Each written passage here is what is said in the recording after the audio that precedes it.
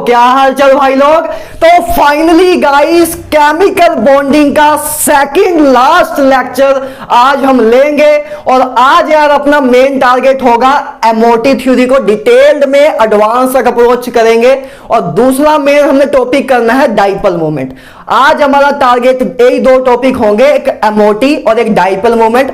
2 घंटे का लेक्चर रहेगा। अगर एमओटी और डाइपोल मोमेंट अपना 2 घंटे से पहले कवर हो गया तो हम एक दो छोटे छोटे कंसेप्ट और ऐड ऑन कर देंगे इस लेक्चर में। उसका लास्ट लेक्चर होगा आपका केमिकल बॉन्डिंग का और सबसे ज्यादा उसमें कंसेप्ट होंगे, लेकिन वो उसमें जो 8-9 कंसेप्ट हम डिस्कस करेंगे लास्ट लेक्चर में अपने, लेकिन वो सारे के सारे कंसेप्ट छोटे छोटे होते हैं, मतलब 10 मिनट में डिस्कस हो जाएंगे।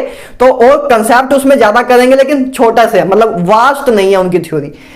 एमओटी और डाइपोल मोमेंट की थ्योरी थोड़ी लार्ज है, हमें समझने में टाइम लगेगा, ज्यादा पॉइंट्स इसमें हमें डिस्कस करने की जरूरत होगी। तो पहले इसको आज अपना लेंथी टॉपिक्स आज आपके खत्म हो जाएंगे, मेन बात यह है, ठीक है।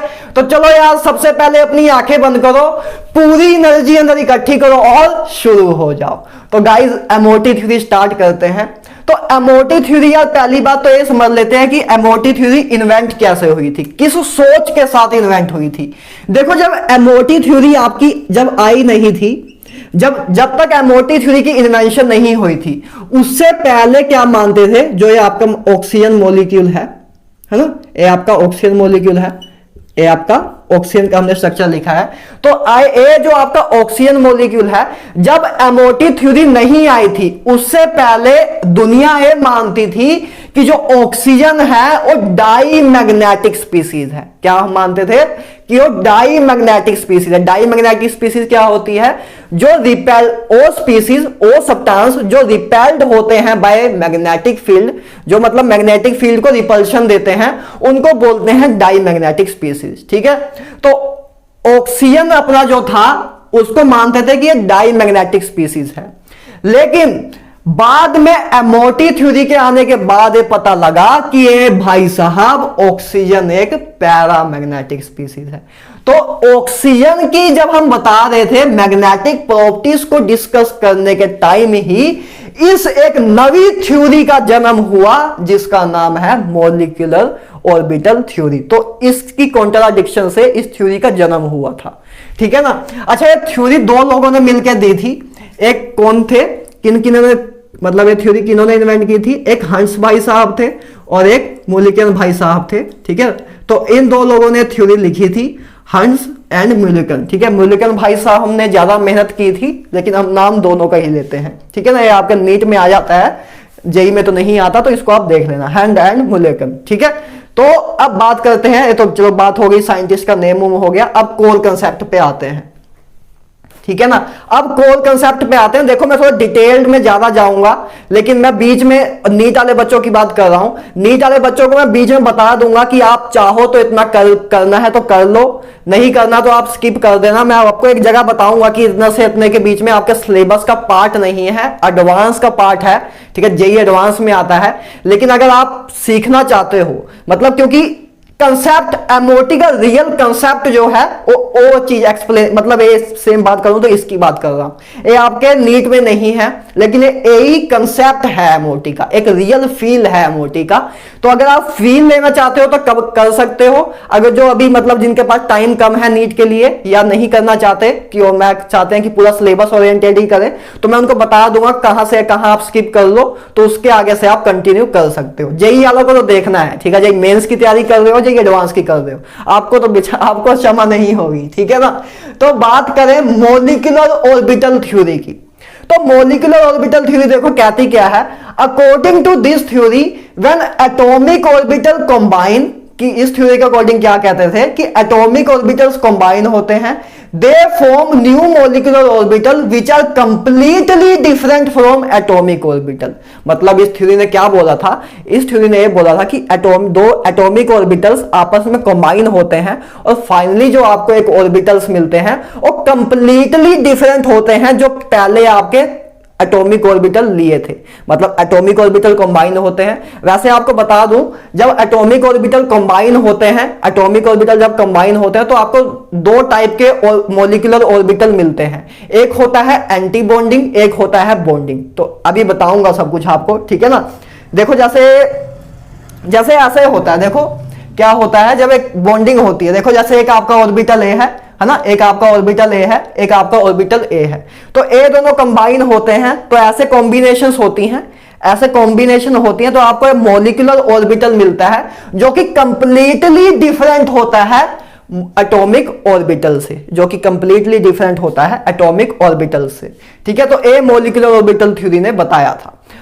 वैलेंस बॉन्ड थ्योरी ने क्या बताया था, उसने बताया था पार्शियल ओवरलैपिंग। उसने कहा था कि जो मॉलिक्यूल्स आपका बाद में बनेगा, मॉलिक्यूल जो आपका बाद में बनेगा उसमें कुछ पार्शियल कैरेक्टर पिछले मतलब जिससे वो बना है, जैसे कोई भी मॉलिक्यूल जिससे बना है, जैसे मीथेन है, मतलब वीबीटी के अकॉर्डिंग क्या था, वीबीटी ने कहा था कि मतलब जो बॉन्ड बनता है वो बाय पार्शियल ओवरलैपिंग से बनता है, ये हम वीबीटी की डेफिनेशन में देख चुके थे।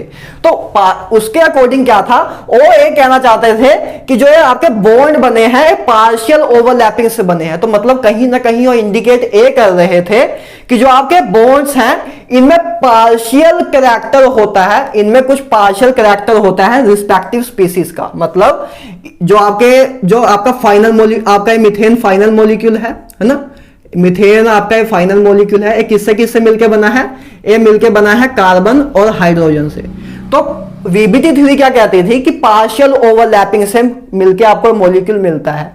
तो वीबीटी के अकॉर्डिंग क्या है, वीबीटी के हमें ये कहना चाहती थी कि जो आपका फाइनली मॉलिक्यूल मिलेगा, जो फाइनल मॉलिक्यूल मिलेगा उसमें कुछ पार्शियल कैरेक्टर होंगे, मतलब जो फाइनल मॉलिक्यूल होगा उसके जो कैरेक्टर्स हैं उसके जो कैरेक्टर हैं वो पार्शियल इसके होंगे। समझ रहे हो कि नहीं, कि मतलब जो इसका कैरेक्टर है और इसका पार्शियल मतलब इसके कुछ कैरेक्टर इसमें पार्शियली अडॉप्ट होते हैं। सिंपल सी बात है। और मतलब उसने ये कहा था कि पार्शियल ओवरलैपिंग होती है, वीबीटी ने कहा था पार्शियल ओवरलैपिंग से एटॉमिक ऑर्बिटल कंबाइन करते हैं, पार्शियल ओवरलैपिंग करते हैं और आपका कोवलेंट बॉन्ड बनता है, उसने ये कहा था। तो उसके अकॉर्डिंग वो ये कहना चाहता था कि जो आपका फाइनल मॉलिक्यूल बनेगा उसमें कुछ पार्शियल कैरेक्टर होंगे जो जिससे मिलके मॉलिक्यूल बना हुआ है। तो उसके अकॉर्डिंग ये था। लेकिन एमओटी थ्योरी ने हमें बताया कि जो है आपके बाद में बॉन्ड्स बने, जो आपका मीथेन है, मीथेन का जो मॉलिक्यूल है वो कंप्लीटली डिफरेंट है इनके कैरेक्टर से। मतलब ये जो मॉलिक्यूल है इसका कोई रिलेशन ही नहीं है कार्बन के कैरेक्टरिस्टिक से या हाइड्रोजन के कैरेक्टरिस्टिक से। बस ये उसमें लिमिटेशन आ गई थी, उन्होंने पार्शियल ओवरलैपिंग का कंसेप्ट यूज किया था। और इसमें 1% भी कैरेक्टर नहीं है कार्बन, और जो कैरेक्टर कार्बन और हाइड्रोजन में है इसमें उसका 1% कैरेक्टर भी नहीं है। ये प्योरली डिफरेंट है, completely different from atomic orbitals है, ठीक है। तो इस करके उसकी लिमिटेशन आई थी, लेकिन आपको इतना ए वाली लिमिटेशन कराई नहीं जाती, लेकिन कंसेप्चुअल लिमिटेशन यही थी। लेकिन आपको लिमिटेशन क्या कराई जाती है, आपको लिमिटेशन ए कराई जाती है कि VBT theory paramagnetic diamagnetic character को नहीं एक्सप्लेन कर पाता था, जो कि एमओटी थ्योरी ने एक्सप्लेन किया। आपको ये बताई जाती है लिमिटेशन, ठीक है। तो आप दोनों आज से पता रखोगे, क्योंकि आपने वीबीटी में अभी तक पैरामैग्नेटिक और डाईमैग्नेटिक के बारे में तो कोई एक्सप्लेनेशन नहीं दी थी वीबीटी ने, कि कौन सी स्पीसीज पैरामैग्नेटिक होगी कौन सी डाईमैग्नेटिक, उसने कोई एक्सप्लेनेशन नहीं दी थी। एमओटी थ्योरी ने एक्सप्लेनेशन उसकी दी थी, तो ये उसकी लिमिटेशन थी, ठीक है। तो पहले इसकी डेफिनेशन होगी कि एटॉमिक ऑर्बिटल कंबाइन होते हैं और न्यू ऑर्बिटल्स मिलते हैं जिनके क्या होते हैं, जो कि कंप्लीटली डिफरेंट होते हैं एटॉमिक ऑर्बिटल से, ठीक है ना। इतना हो गया। नेक्स्ट पॉइंट देखो, when two atomic orbital combine it will give two molecular orbitals, one is bonding molecular orbitals and another is anti bonding molecular orbital. देखो सेम वैसा ही है जैसे मैंने आपको हाइब्रिडेशन में कराया था। मैंने आपको क्या बताया था कि कितने हाइब्रिडाइज ऑर्बिटल होंगे, जितने हम एटॉमिक ऑर्बिटल यूज करेंगे उतने ही आपके हाइब्रिडाइज ऑर्बिटल होंगे, ठीक है। उसी की तरह इधर भी है कि जब दो एटॉमिक ऑर्बिटल कंबाइन करते हैं, देखो क्या होता है, देखो आपका जो मॉलिक्यूल बनता है, आपका मॉलिक्यूल कब बनता है, जब मॉलिक्यूल तभी बनता है जैसे आपका हाइड्रोजन मॉलिक्यूल है, आपका मान लो एक हाइड्रोजन मॉलिक्यूल है, देखो मॉलिक्यूलर ऑर्बिटल थ्योरी मतलब हम मॉलिक्यूल के बारे में ही बात कर रहे हैं। तो आपका मॉलिक्यूल कब बनता है, H2 कब बनता है, H2 कब बनता है जब एक हाइड्रोजन का एटम हो और एक दूसरा हाइड्रोजन का एटम हो, ठीक है। एक हाइड्रोजन का एटम है, एक दूसरा हाइड्रोजन का एटम है, ये दोनों आपस में ओवरलैपिंग करके आपका एक मॉलिक्यूल बनाते हैं। तो ऐसे आपका मॉलिक्यूल बनता है। तो मॉलिक्यूल कैसे बना, दो एटॉमिक ऑर्बिटल मतलब कि दो एटम्स के ऑर्बिटल्स। एटॉमिक ऑर्बिटल क्या होता है, एटम के ऑर्बिटल। तो एटॉमिक ऑर्बिटल्स, दो एटम के एटॉमिक ऑर्बिटल्स आपस में कंबाइन करके फाइनली हमें एक नवे ऑर्बिटल्स देते हैं जिनको हम मॉलिक्यूलर ऑर्बिटल कहते हैं। मतलब ये आपके पहले जो एटम्स थे उस केस में, आपके एटम के केस में जो ऑर्बिटल होते हैं उसको हम एटॉमिक ऑर्बिटल बोलते हैं। जब एक आपका मॉलिक्यूल बन जाता है तब जो अपने ऑर्बिटल्स होते हैं उनको हम मॉलिक्यूलर ऑर्बिटल बोलते हैं। सिंपल सी बात ए, ठीक है। तो अब देखो, when two atomic orbital combine it will give two molecular orbitals। इसने कहा कि जब दो एटॉमिक ऑर्बिटल कंबाइन होते हैं तो आपको दो ही मॉलिक्यूलर ऑर्बिटल मिलते हैं, जैसे हमने हाइब्रिडेशन में बात की थी उसी तरह। when atomic orbital combine it will give two atomic molecular orbital, जिसमें एक को हम कहते हैं बॉन्डिंग मॉलिक्यूलर ऑर्बिटल और दूसरे को बोलते हैं एंटी बॉन्डिंग मॉलिक्यूलर ऑर्बिटल। एक आपको मिलता है उसको हम बॉन्डिंग मॉलिक्यूलर ऑर्बिटल कहते हैं और एक होता है जिसको हम एंटी बॉन्डिंग मॉलिक्यूलर ऑर्बिटल कहते हैं, ठीक है। तो अब डिटेल में आगे हम बात करेंगे, ठीक है। पहले 2 पॉइंट क्लियर है, ठीक है ना, 2 पॉइंट क्लियर है। अभी और ज्यादा जैसे जैसे आगे मूव ऑन करते जाओगे सब कुछ और क्लियर होते जाएगा। पहली बात डेफिनेशन क्लियर है कि दो एटॉमिक ऑर्बिटल कंबाइन होके आपको न्यू मॉलिक्यूलर ऑर्बिटल देते हैं जो कि कंप्लीटली डिफरेंट होते हैं एटॉमिक ऑर्बिटल से। और दूसरा पॉइंट ये है कि जब दो एटॉमिक ऑर्बिटल कंबाइन होते हैं तो आपको दो ही मॉलिक्यूलर ऑर्बिटल मिलते हैं, जिसमें एक को हम बोलते हैं बॉन्डिंग मॉलिक्यूलर ऑर्बिटल, दूसरे को बोलते हैं एंटी बॉन्डिंग। इतना क्लियर है, ठीक है, इतनी क्लियर है बात। अब बात करते हैं आगे feel of concept of MOT. अब बताता हूं, पहले इधर से लेके इधर तक नीट वाले चाहें तो स्किप कर सकते हैं, चाहे तो कर सकते हैं। मेरे से पूछोगे तो मैं कहूंगा ना करो, क्योंकि इधर से आप एमओटी का एक एक्चुअल कंसेप्ट सीखोगे, ठीक है, कि कैसे कैसे क्या हो रहा है। अगर आप, लेकिन मैं बता दे रहा हूं कि आप स्किप करना चाहो तो कर सकते हो, ठीक है। जिसको जल्दबाजी है, अगर आपका एग्जाम कल ही है तो कर लो ठीक है ना।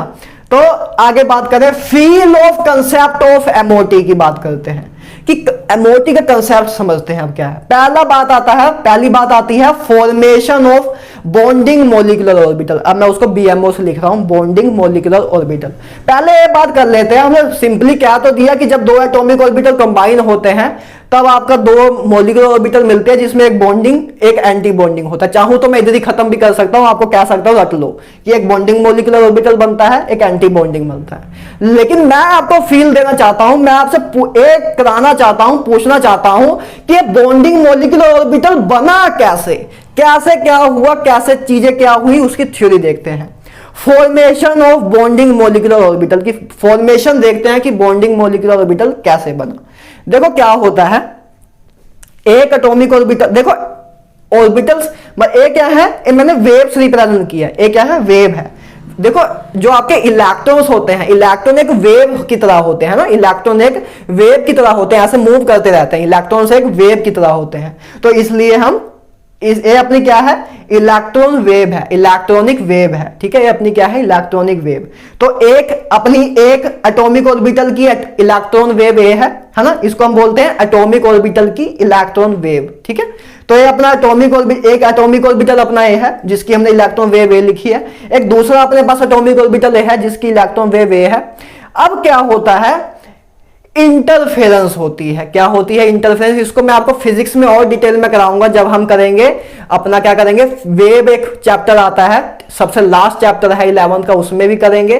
और जब हम ऑप्टिक्स करेंगे, वेव ऑप्टिक्स, तो इन दो जगह में हम डिटेल में भी बात करेंगे। अभी भी हम जितना अभी थ्योरेटिकल बात करेंगे तब हम क्वेश्चंस भी करेंगे मैथमेटिकल, ठीक है ना।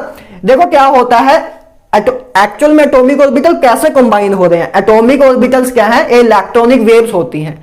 तो एक इलेक्ट्रॉनिक वेव ए है, एक इलेक्ट्रॉनिक वेव ए है, तो बस क्या होती है, इंटरफेरेंस होती है। इंटरफेरेंस, सिंपल इंटरफेरेंस वर्ड का मतलब क्या होता है, इंटरफेरेंस वर्ड का मतलब होता है interaction between two waves, interaction between two और मोर वेव्स, इधर हम दो की बात कर रहे हैं, तो इंटरैक्शन बिटवीन टू वेव्स को आप कह सकते हो इंटरफेरेंस, ठीक है, कि जो इंटरैक्शन हो रही है दो वेव्स के बीच में, ठीक है ना। डिटेल में उधर बताऊंगा, ये एग्जैक्ट डेफिनेशन मैंने नहीं बताई है, उसको डिटेल में उधर बताऊंगा, अभी सिंपल वर्ड्स में बता रहा हूं, ठीक है। तो आपको फाइनली रिजल्टेंट मिला, ये फाइनली आपको एक रिजल्टेंट, देखो जो एक फर्स्ट वेव है आपकी ऐसे है, सेकंड वेव भी ऐसे है, मतलब फर्स्ट वेव मतलब एक एटॉमिक ऑर्बिटल, एक दूसरा एटॉमिक ऑर्बिटल, दोनों सेम फेस में है, दोनों किस में है, सेम फेस में है। देखो इसका भी इधर से स्टार्ट हो रहा है, इसका भी इधर से स्टार्ट, देखो। और बात करें इसकी, देखो सेम फेस और ऑपोजिट फेस क्या होता है, ये सेम फेस है कि मतलब फर्स्ट ऊपर, तो इसमें भी पहला ऊपर, दूसरा नीचे, इसमें भी दूसरा नीचे, तो इसमें देखो क्या है, इसमें पहला ऊपर, तो इसमें लेकिन पहला नीचे, ठीक है। तो ए क्या है, ए दोनों आपस में क्या है, ऑपोजिट फेस में है, ए ऑपोजिट फेस में है, ए सेम फेस में है, तो मतलब यही है, ठीक है, ए दोनों सेम फेस में है, ए ऑपोजिट फेस में है।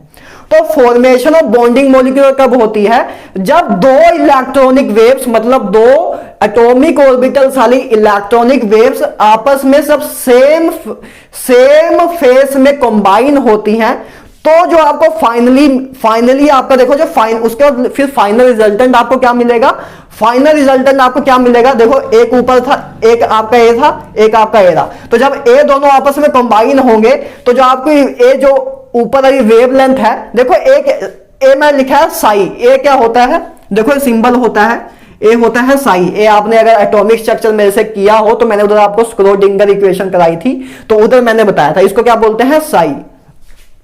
साई इधर क्या रिप्रेजेंट कर रही है, वेवलेंथ को रिप्रेजेंट कर रही है, वेवलेंथ जो होती है उसको रिप्रेजेंट कर, सॉरी एम्पलीट्यूड को रिप्रेजेंट कर रही है, ठीक है। तो ये एम्पलीट्यूड अपना रिप्रेजेंट कर रही है, तो ए इसका एम्पलीट्यूड है इसका, तो फाइनली जो आपकी जो फाइनल वेव मिलेगी उसका एम्पलीट्यूड क्या होगा, इन दोनों से ज्यादा होगा, क्योंकि देखो ए बी सेम फेस, मतलब दोनों सेम फेस में है, तो ए बी ऐसे है, ए बी ऐसे है, तो फाइनली जो आपको मिलेगा उसका जो वेव, उसकी जो क्या नाम है, एम्पलीट्यूड है, वो ज्यादा होगी इन दोनों के कंपैरेटिवली, है ना, इन दोनों के कंपैरेटिवली ज्यादा होगी, ठीक है।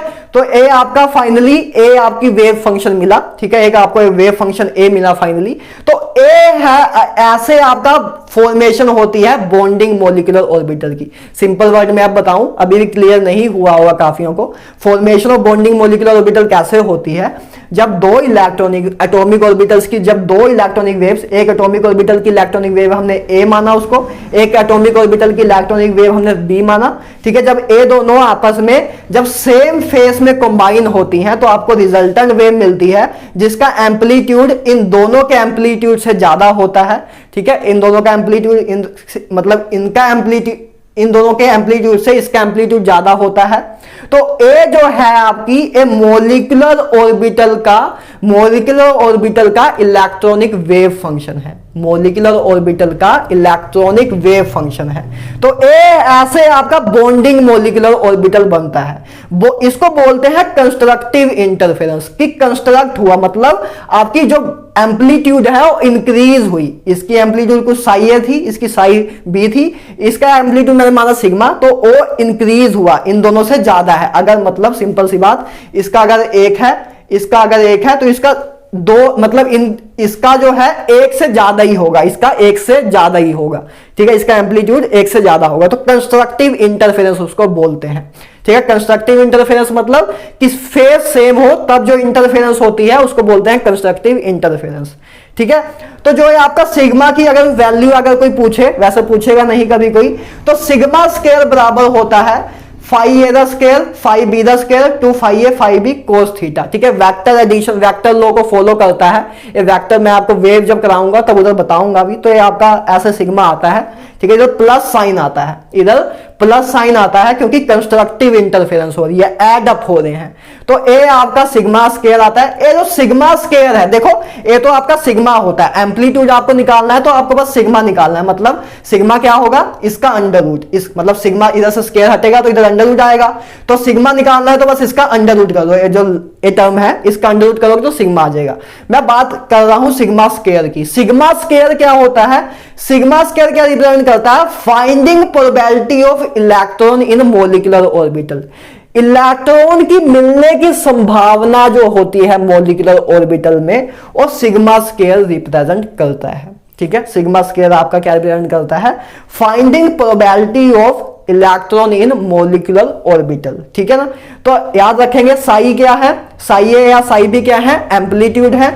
ठीक है ना, एम्पलीट्यूड है। साई ए द स्क्वायर क्या है, ए साई ए द स्क्वायर या साई बी द स्क्वायर क्या है, ये होती है इंटेंसिटी। साई क्या हो, साई ए क्या होता है, एम्पलीट्यूड, साई द स्क्वायर क्या होता है, इंटेंसिटी। ये सब मैं आपको स्क्रोडिंगर इक्वेशन में करा चुका हूं। ठीक है, तो ऐसे आपकी बॉन्डिंग मॉलिक्यूलर ऑर्बिटल बनता है। बॉन्डिंग मॉलिक्यूलर ऑर्बिटल कैसे बनता है, एक वेव लेते हैं, दूसरी वेव होती है, दो एटॉमिक ऑर्बिटल्स की वेव लेते हैं, और दोनों जब आपकी सेम फेस में हो तब जो आपको फाइनली मॉलिक्यूलर ऑर्बिटल मिलता है, उस कैसे मिलता है, बाय कंस्ट्रक्टिव इंटरफेरेंस मिलता है। तो ऐसे आपका ये जो बॉन्डिंग ए आपकी जो वेव मिली है, मॉलिक्यूलर ऑर्बिटल वाली वेव मिली है, ए है बॉन्डिंग मॉलिक्यूलर ऑर्बिटल की फॉर्मेशन ऐसे होती है। बॉन्डिंग मॉलिक्यूलर ऑर्बिटल की फॉर्मेशन ऐसे होती है। अब बात करें formation of anti bonding molecular orbital की, एंटी बॉन्डिंग मॉलिक्यूलर ऑर्बिटल कैसे बनता है, तो उसके बारे में आप गैस हो ही गया होगा कि इसमें क्या होती है, डिस्ट्रक्टिव इंटरफेरेंस। डिस्ट्रक्टिव मतलब क्या होता है, देखो एक अपना वेव इस ऐसे होता है, दूसरा ऑपोजिट फेस होता है, मतलब इन दोनों का फेस देखो ऑपोजिट है ना, जब इसका ऊपर है तो इसका नीचे है, तो जो आपको रिजल्टेंट वेव मिलेगी उसका एम्पलीट्यूड इन दोनों के एम्पलीट्यूड से कम होगा, क्योंकि देखो ए ऊपर है ए नीचे है, तो इसका ऊपर वाला भाग इसका नीचे वाला भाग कुछ मतलब देखो सिंपल सी बात यह है, इंटरफेरेंस का मतलब क्या होता है, ए इसका ऊपर वाला भाग है ना, फर्स्ट वेव का ऊपर वाला भाग है, तो बस क्या होगा, फर्स्ट देखो ये फर्स्ट जो है आपका फर्स्ट साइकिल है, जो फर्स्ट हाफ साइकिल है, इसका फर्स्ट हाफ साइकिल ऐसे है, तो इसका फर्स्ट हाफ साइकिल जब इसके फर्स्ट हाफ साइकिल से ऐसे इंटरफेरेंस होगा, ऐसे इंटरफेरेंस होती है, तो इसका फर्स्ट हाफ साइकिल, फर्स्ट वाले का फर्स्ट हाफ साइकिल, इसका सेकंड हाफ साइकिल है, तो ये आपस में कैंसिल कर देंगे, एक दूसरे को आपस में कैंसिल कर देंगे, तो फाइनली इधर एक छोटा सा मिलेगा, क्योंकि नीचे थोड़ा कम था ऊपर थोड़ा ज्यादा था, इस करके फाइनली आपको ऊपर छोटा सा मिल जाएगा। ठीक है, तो इसको बोलते हैं डिस्ट्रक्टिव इंटरफेरेंस। तो ये आपका मिलेगी, एक ऐसी वेव मिलेगी, तो ऐसे बनता है आपका anti bonding molecular orbital. Anti bonding molecular orbital कब बनता है, जब डिस्ट्रक्टिव इंटरफेरेंस हो इलेक्ट्रॉनिक वेव्स की, जब डिस्ट्रक्टिव इंटरफेरेंस हो इलेक्ट्रॉनिक वेव की। इसका सिग्मा स्क्वायर का रिलेशन क्या होता है, बस इधर माइनस आ जाता है, इधर माइनस का साइन हो जाता है, क्योंकि इधर आप देख रहे हो कि डिक्रीज हो रहा है एम्पलीट्यूड, तो इधर माइनस साइन आ जाता है। कहते हैं इसको भी वही है finding probability of electron in molecular orbital. तो ऐसे आपका बॉन्डिंग मॉलिक्यूलर ऑर्बिटल और एंटी बॉन्डिंग मॉलिक्यूलर ऑर्बिटल बनता है। ठीक है, बात क्लियर है। अब आगे बात करें टाइप्स ऑफ बॉन्डिंग के बारे में, कि बॉन्डिंग की टाइप्स क्या होती है, इसको बारे में बात कर लेते हैं। ठीक है ना, देखो ये एडवांस रिलेटेड टॉपिक है, एडवांस रिलेटेड टॉपिक है कि एडवांस में ऐसे पूछ लेते हैं। देखो पहले बात करते हैं इसकी, देखो पहले हमने 6 एग्जांपल ली हैं, तो एक एक करके बाद 7 ली हैं, शायद 7 ली हैं, तो 7 के बारे में देखते हैं। पहले मैं लिया कि एक दो एस सबशेल है। ये जो पॉजिटिव साइन है क्या रिप्रेजेंट करता है, मैंने आपको ऐसे एक बार बताया है, लेकिन पॉजिटिव साइन क्या रिप्रेजेंट करता है, पॉजिटिव साइन बस एम्पलीट्यूड रिप्रेजेंट करता है। पॉजिटिव साइन क्या रिप्रेजेंट करता है, एम्पलीट्यूड। देखो ए होता है, मतलब ए पॉजिटिव, मतलब पॉजिटिव साइन क्या रिप्रेजेंट करता है कि ए वाला वेव फंक्शन, मतलब ए वाला हाफ साइकिल। नेगेटिव साइन क्या रिप्रेजेंट करता है, ए वाला नीचे वाला। पॉजिटिव साइन ऊपर वाला हाफ साइकिल रिप्रेजेंट करता है, नेगेटिव साइन नीचे वाला हाफ साइकिल रिप्रेजेंट करता है। ठीक है ना, तो बस positive negative sign a represent करता है। इसका मतलब ये नहीं है कि कोई चार्ज है इधर, बस पॉजिटिव साइन क्या रिप्रेजेंट कर रहा है कि एम्पलीट्यूड हम, मतलब जो वेव है हम ऊपर वाली ले रहे हैं कि नीचे वाली ले रहे हैं, बस ये रिप्रेजेंट करता है। ठीक है ना, चलो इसको ऐसे ही रहने देता हूं कि आपको जब आप स्क्रीनशॉट लो तो आपको याद भी रहे। ठीक है ना, तो ये आपका दो मैंने एस ऑर्बिटल्स लिए। ठीक है, दोनों एस ऑर्बिटल लिए, इस ए भी पॉजिटिव फेस, ए भी मतलब हमने मतलब क्या लिया, सिंपल सी बात क्या ली कि एक s ऑर्बिटल लिया जो ऐसे था, उसकी वेव फंक्शन ऐसे थी, और दूसरा s ऑर्बिटल लिया उसकी भी वेव फंक्शन ऐसे ही थी, मतलब वो भी पॉजिटिव डायरेक्शन में ही था, मतलब अबव द एक्स एक्सिस था। तो इन दोनों की जब हमने इंटरेक्शन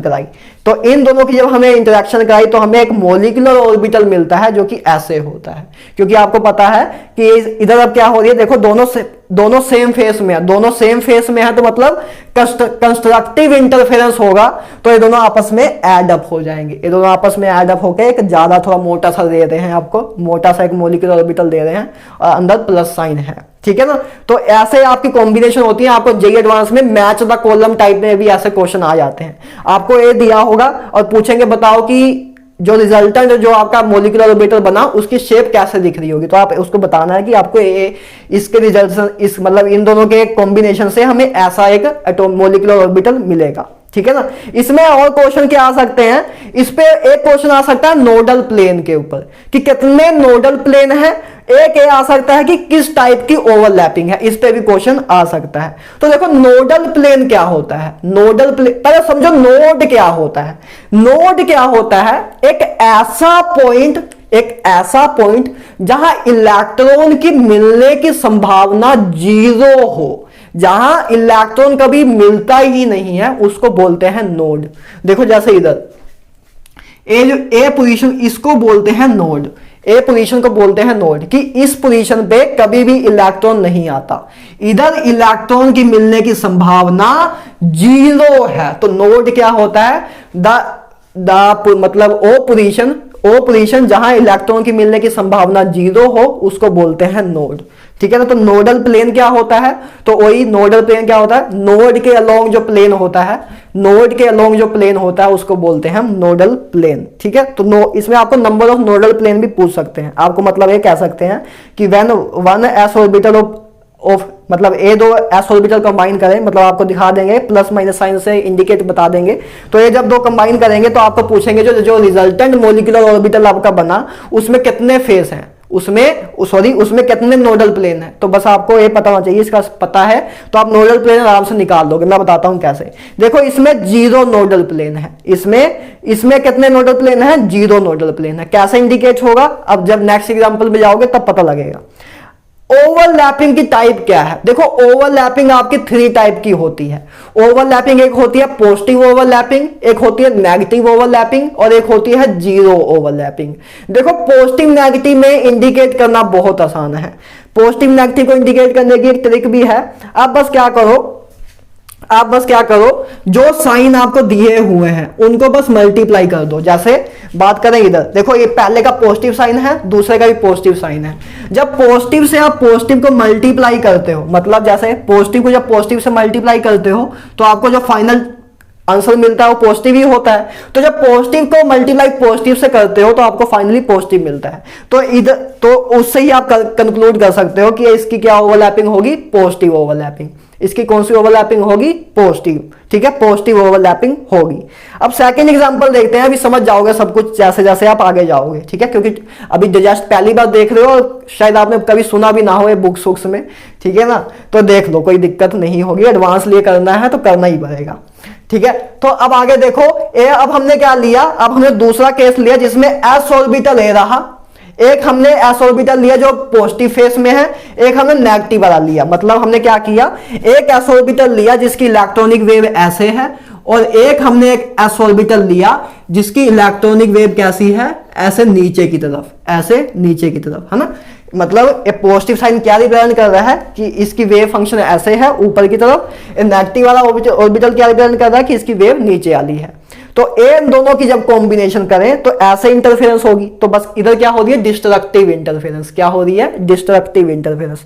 तो इधर जो आपका क्या हो रहा है, इधर जो आपको मिल रहा है ए मिल रहा है, इधर जो आपका फाइनली जो आपका मोलिकुलर ऑर्बिटल मिलेगा उसकी शेप ऐसे होगी। देखो इधर क्या हो रही है, बॉन्डिंग नहीं हो रही है अच्छी, है ना, इधर बॉन्डिंग अच्छी नहीं हो रही है। तो ये आपको शेप याद रखनी होगी, ये शेप आपको याद रखनी होगी कि इसको अगर आप कंबाइन करते हैं तो वैसे बस देखो, देख के रखो, उधर आपको ऑप्शन दिए होंगे, बस टिक लगाने होंगे या ऐसे ही कुछ दिया होगा, क्योंकि उधर बनाने को तो कहेंगे नहीं, तो उधर ये सब दिया ही होगा। बस आपको इधर आप देख के चल जाओगे तो उधर अपने आप ही ऑप्शन देख के ही याद आ जाएगा, बस देख के रखो, ठीक है। तो जब आउट ऑफ फेस है, डिस्ट्रक्टिव इंटरफेरेंस है, तो ऐसे आपका मिलेगा, ठीक है, एक मॉलिक्यूलर ऑर्बिटल मिलेगा आपका। तो इसमें आप अब बताओ इसमें नोडल प्लेन कितने हैं? तो इसमें एक नोडल प्लेन है। देखो इधर आपकी कोई भी इलेक्ट्रॉन डेंसिटी नहीं है, बीच में खाली है, बीच में खाली है, उधर कोई भी इलेक्ट्रॉन डेंसिटी नहीं है। तो आपको इसमें कितने प्लेन है? एक प्लेन पॉसिबल है। तो इसमें कितने प्लेन है? वन नोडल प्लेन, ठीक है। अब ओवरलैपिंग पूछे तो कैसी है? तो इसमें नेगेटिव ओवरलैपिंग है। कैसे? मैंने आपको क्या बताया था, क्या पॉजिटिव नेगेटिव ओवरलैपिंग को इंडिकेट करना है। बस क्या करो, देखो पहले ऑर्बिटल में पॉजिटिव चार्ज है, चार्ज नहीं है वैसे, बस पॉजिटिव है, और दूसरे में नेगेटिव है। तो पॉजिटिव को जब नेगेटिव से मल्टीप्लाई करते हो तो फाइनली आपका नेगेटिव ही आता है आंसर। सिंपल सी बात हो, जैसे कि अगर 1 को मल्टीप्लाई करो आप -1 से, तो जब फाइनल आंसर आएगा उस -1 ही होगा। तो वही बात है, पॉजिटिव को जब नेगेटिव टर्म से मल्टीप्लाई करोगे तो जो फाइनल आंसर है नेगेटिव आएगा। तो ऐसे आप एक ट्रिक है याद करने का, है ना। तो इसमें कौन सी ओवरलैपिंग होती है? नेगेटिव ओवरलैपिंग होती है। ये क्या होती है? नेगेटिव ओवरलैपिंग होती है, ठीक है। ये बॉन्डिंग मॉलिक्यूलर ऑर्बिटल का केस था, ये एंटी बॉन्डिंग मॉलिक्यूलर का ऑर्बिटल का केस था, ठीक है। उसका नेक्स्ट लेते हैं, पी ऑर्बिटल देख लेते हैं। देखो पी ऑर्बिटल लिया मैंने जेड एक्सिस वाला, तो ये एक ए लिया, एक ए लिया, तो फाइनली देखो क्या होगा। देखो इसका पॉजिटिव लोब, इसका पॉजिटिव लोब, तो देखो दोनों सेम फेस में लाई कर रहे हैं। देखो दोनों पॉजिटिव पॉजिटिव मिल रहे हैं, पॉजिटिव पॉजिटिव मिल रहे हैं। मतलब इधर यही चेक करना, इधर कंफ्यूजन हो जाती है बच्चों को। इसको कभी कभी चार्ज मान लेते हैं, तो कहते हैं कि पॉजिटिव पॉजिटिव रिपेल कर रहा है, तो आंसर गलत कर देते हैं। इधर क्या है? पॉजिटिव पॉजिटिव बस क्या रिप्रेजेंट कर रहे हैं कि सेम फेस में है। ए वाला पॉजिटिव क्या रिप्रेजेंट कर रहा है कि इसका, देखो पहला वाला क्या है? पहले वाले का पॉजिटिव है, तो ये डिपेंड कर रहा है इधर, और जो दूसरे वाले का भी पॉजिटिव है, दोनों का पॉजिटिव पॉजिटिव एक दूसरे को दिख रहे हैं, तो दूसरे वाले का भी पॉजिटिव है। तो क्या है? दोनों सेम फेस में है, चार्ज नहीं है, इसलिए मैंने बताया आपको, क्योंकि इधर से बच्चों को कंफ्यूजन होती है। अब मानते हैं पॉजिटिव पॉजिटिव मतलब चार्ज है, और चार्ज आपस में रिपेल करेंगे तो बॉन्डिंग नहीं होगी। तो ये क्या है? जब पॉजिटिव पॉजिटिव है तो अच्छी बात है ना, क्योंकि देखो दोनों सेम फेस में आ जाएंगे, दोनों सेम फेस में आएंगे तो आपको एक कंस्ट्रक्टिव इंटरफेरेंस मिलेगी। तो ये आपका फाइनली ये मॉलिक्यूल ऐसा बनेगा, क्या होगा? ये देखो, ये जो ए पॉजिटिव जो है, ए पॉजिटिव, ये दोनों आपस में ऐसे ज्वाइन हो जाएंगे, ऐसे ज्वाइन हो जाएंगे। एक तो बड़ा पॉजिटिव मिल जाएगा आपको, और इस साइड दोनों साइड में आकर आपके छोटे छोटे ऐसे नेगेटिव होंगे, छोटे छोटे नेगेटिव से ऐसे लोब्स दिखा रहे होंगे, ठीक है। तो आपको ऐसे दिखाना है। तो इसमें कितने नोडल प्लेन है? इसमें 2 नोडल प्लेन है, एक ए, ठीक है। इसके बीच में थोड़ी सी जगह होती है जहां इलेक्ट्रॉन मिलने की संभावना नहीं होती। तो इसमें 2 नोडल प्लेन पॉसिबल है। पॉजिटिव ओवरलैपिंग है, सिंपल सी बात है, पॉजिटिव को जब मल्टीप्लाई पॉजिटिव से करोगे तो पॉजिटिव ही आएगा, तो पॉजिटिव ओवरलैपिंग होती है, ठीक है ना। अब आगे बात करें, चाहता तो ये ना कराता, लेकिन एडवांस के पॉइंट ऑफ व्यू से इंपॉर्टेंट है, ठीक है ना।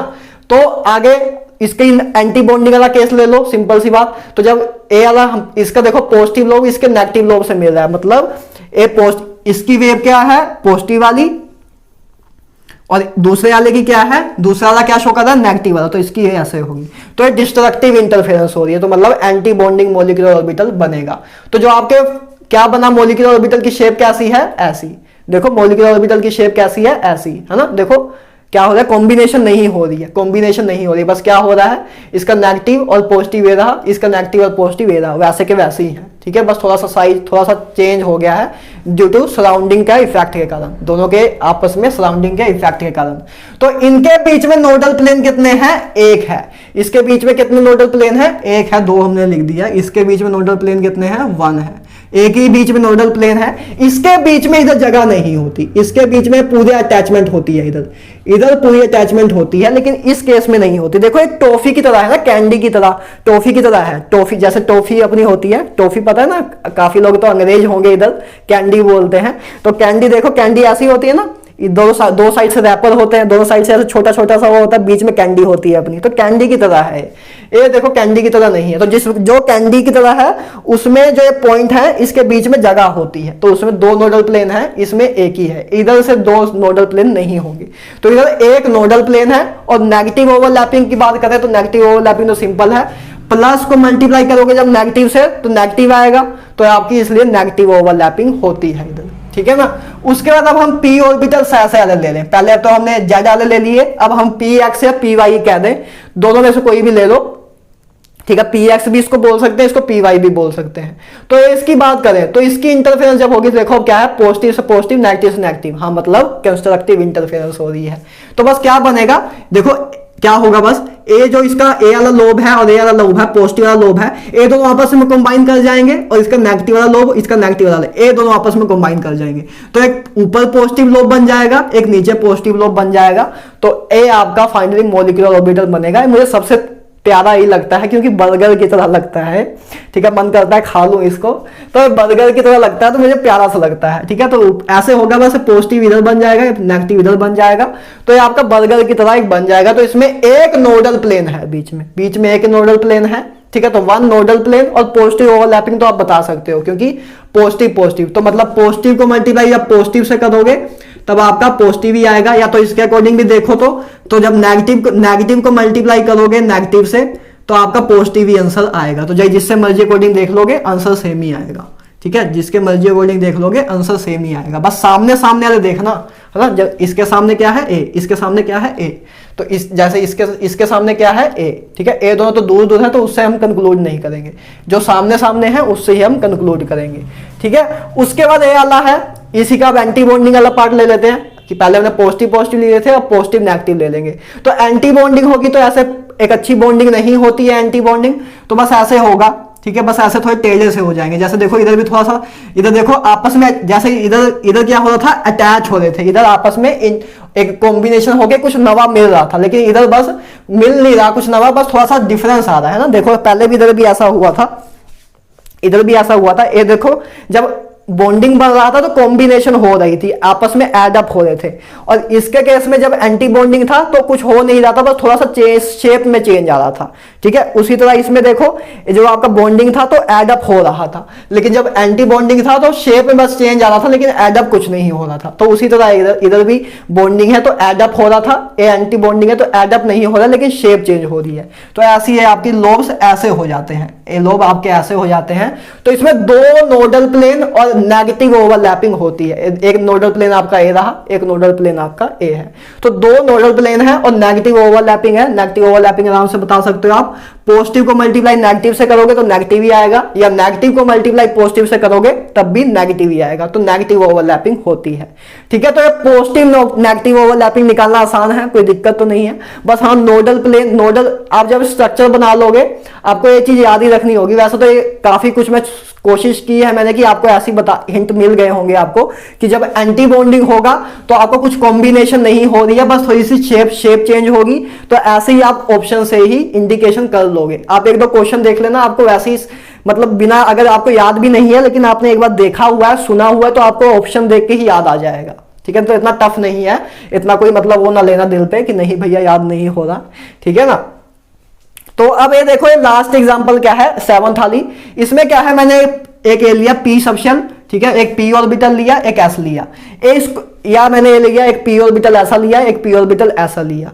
तो ए क्या, इस ओवरलैपिंग को क्या बोलते हैं, जीरो ओवरलैपिंग। जीरो ओवरलैपिंग क्यों बोलते हैं, क्योंकि देखो ए ऑर्बिटल इस ऑर्बिटल के साथ ओरिएंटेशन में कैसे है, ए ऑर्बिटल इसके नोड की तरफ है, इसके नोड की तरफ है। तो नोड क्या होता है, जहां इलेक्ट्रॉन की मिलने की प्रोबेबिलिटी 0 होती है, तो इधर मिलने की प्रोबेबिलिटी 0 है, तो इधर इंटरफेरेंस होएगी ही नहीं, ना कंस्ट्रक्टिव होगी ना डिस्ट्रक्टिव होगी। तो इस केस में इंटरफेरेंस होगी नहीं, ना इस केस में होगी, क्योंकि देखो नोड की तरफ इसकी ओरिएंटेशन है, नोड की तरफ आ रहा है, नोड की तरफ इलेक्ट्रॉन नहीं मिलता, मतलब इधर प्रोबेबिलिटी मिलने की क्या होती है, 0। तो इस करके इसको जीरो ओवरलैपिंग बोलते हैं, इसको क्या बोलते हैं, जीरो ओवरलैपिंग। और इस केस में बॉन्ड नहीं बनता, नो बॉन्ड फॉर्म, इस केस में बॉन्ड नहीं बनता। देखो नेगेटिव ओवरलैपिंग के केस में भी बॉन्ड बनता है, क्योंकि नेगेटिव ओवरलैपिंग के केस में आपका कैसे बॉन्ड बनता है, डिस्ट्रक्टिव इंटरफेरेंस होती है तो बॉन्ड बनता है। एंड और बॉन्डिंग मतलब नेगेटिव ओवरलैपिंग के केस में भी आपका बॉन्ड बनता है, पॉजिटिव ओवरलैपिंग के केस में भी बनता है, लेकिन जीरो ओवरलैपिंग के केस में बॉन्ड आपका नहीं बनता। तो ऐसा एडवांस में या पता नहीं शायद ओलंपियाड में क्वेश्चन कभी ना कभी आया हुआ है कि in which type of overlapping no bond form at all. तो किसमें बॉन्ड नहीं बनता, जीरो ओवरलैपिंग के केस में आपका बॉन्ड नहीं बनता, ठीक है ना। अब स्टार्ट करते हैं आपके जो मेन आपका जेई मेंस और नीट की बात है। कुछ लोगों के ऊपर से निकल गया होगा तो कोई दिक्कत नहीं है, ठीक है ना। कोशिश की है समझाने की, जितना जिनको समझ आ गया ठीक बात है, नहीं तो कोई दिक्कत नहीं है, ठीक है। मेंस लेवल पे और नीट लेवल पे आते हैं।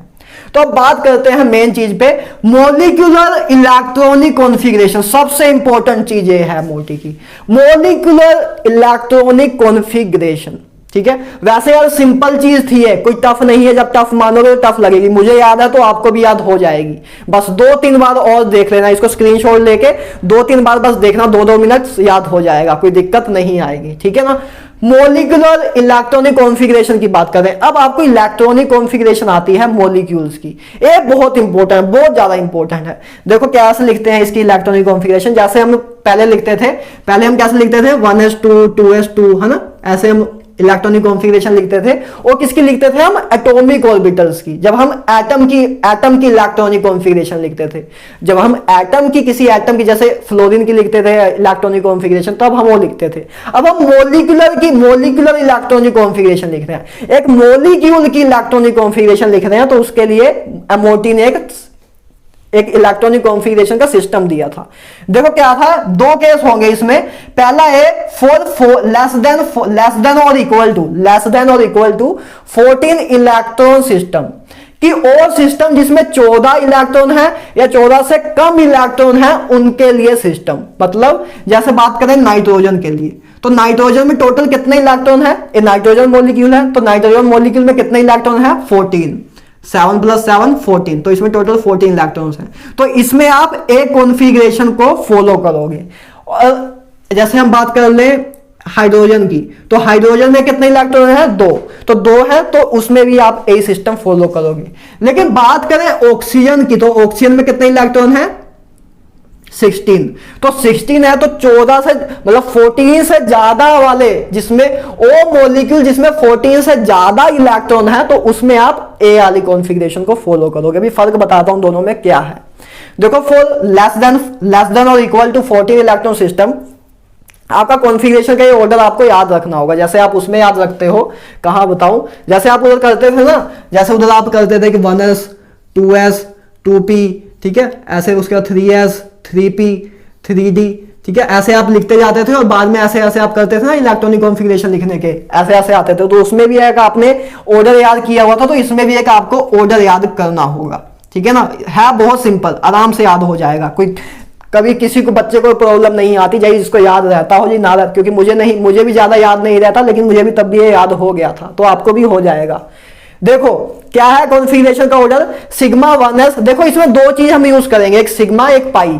सिग्मा क्या रिप्रेजेंट करता है, सिग्मा बॉन्ड, पाई क्या रिप्रेजेंट करता है, पाई बॉन्ड, ठीक है ना। और आपको पता है सिग्मा बॉन्ड कौन बनाते हैं, एस ऑर्बिटल्स, और पी वाले में से कौन बनाते हैं, पी जेड वाले, बस इतना। तो मतलब एस के केस में आपका सिग्मा यूज होगा और पी के जेड वाले केस में आपका सिग्मा यूज होगा। पी के एक्स और पी के वाई में पाई ही यूज होगा, ठीक है, पी के एक्स और पी के वाई में पाई ही यूज होगा। तो देखो क्या इसकी कॉन्फ़िगरेशन आएगी, इसका ऑर्डर क्या आएगा, इसको मैं अभी आपको नेक्स्ट स्लाइड में इनको यूज करना सिखाऊंगा, तो कोई इशू की बात नहीं आएगी, ठीक है। तो देखो अच्छा सिग्मा है, एक सिग्मा स्टार है। ये स्टार क्या रिप्रेजेंट करता है, स्टार रिप्रेजेंट करता है एंटी बॉन्डिंग ऑर्बिटल को। किसको, एंटी बॉन्डिंग ऑर्बिटल को सिग्मा रिप्रेजेंट करता है। जब सिर्फ सिग्मा लिखा हुआ है तो, या सिग्मा मतलब जब स्टार ना लिखा हो तो होता है आपका बॉन्डिंग ऑर्बिटल, जब सिग्मा स्टार मतलब एंटी बॉन्डिंग ऑर्बिटल। तो सिंपल सी बात वही है, ठीक है ना।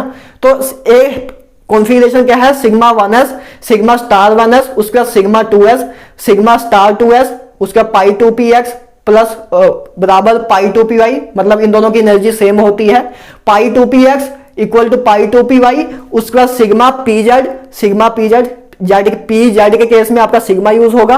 उसके बाद pi star 2px, pi star 2py, sigma star 2pz। तो ये आपकी कॉन्फ़िगरेशन है।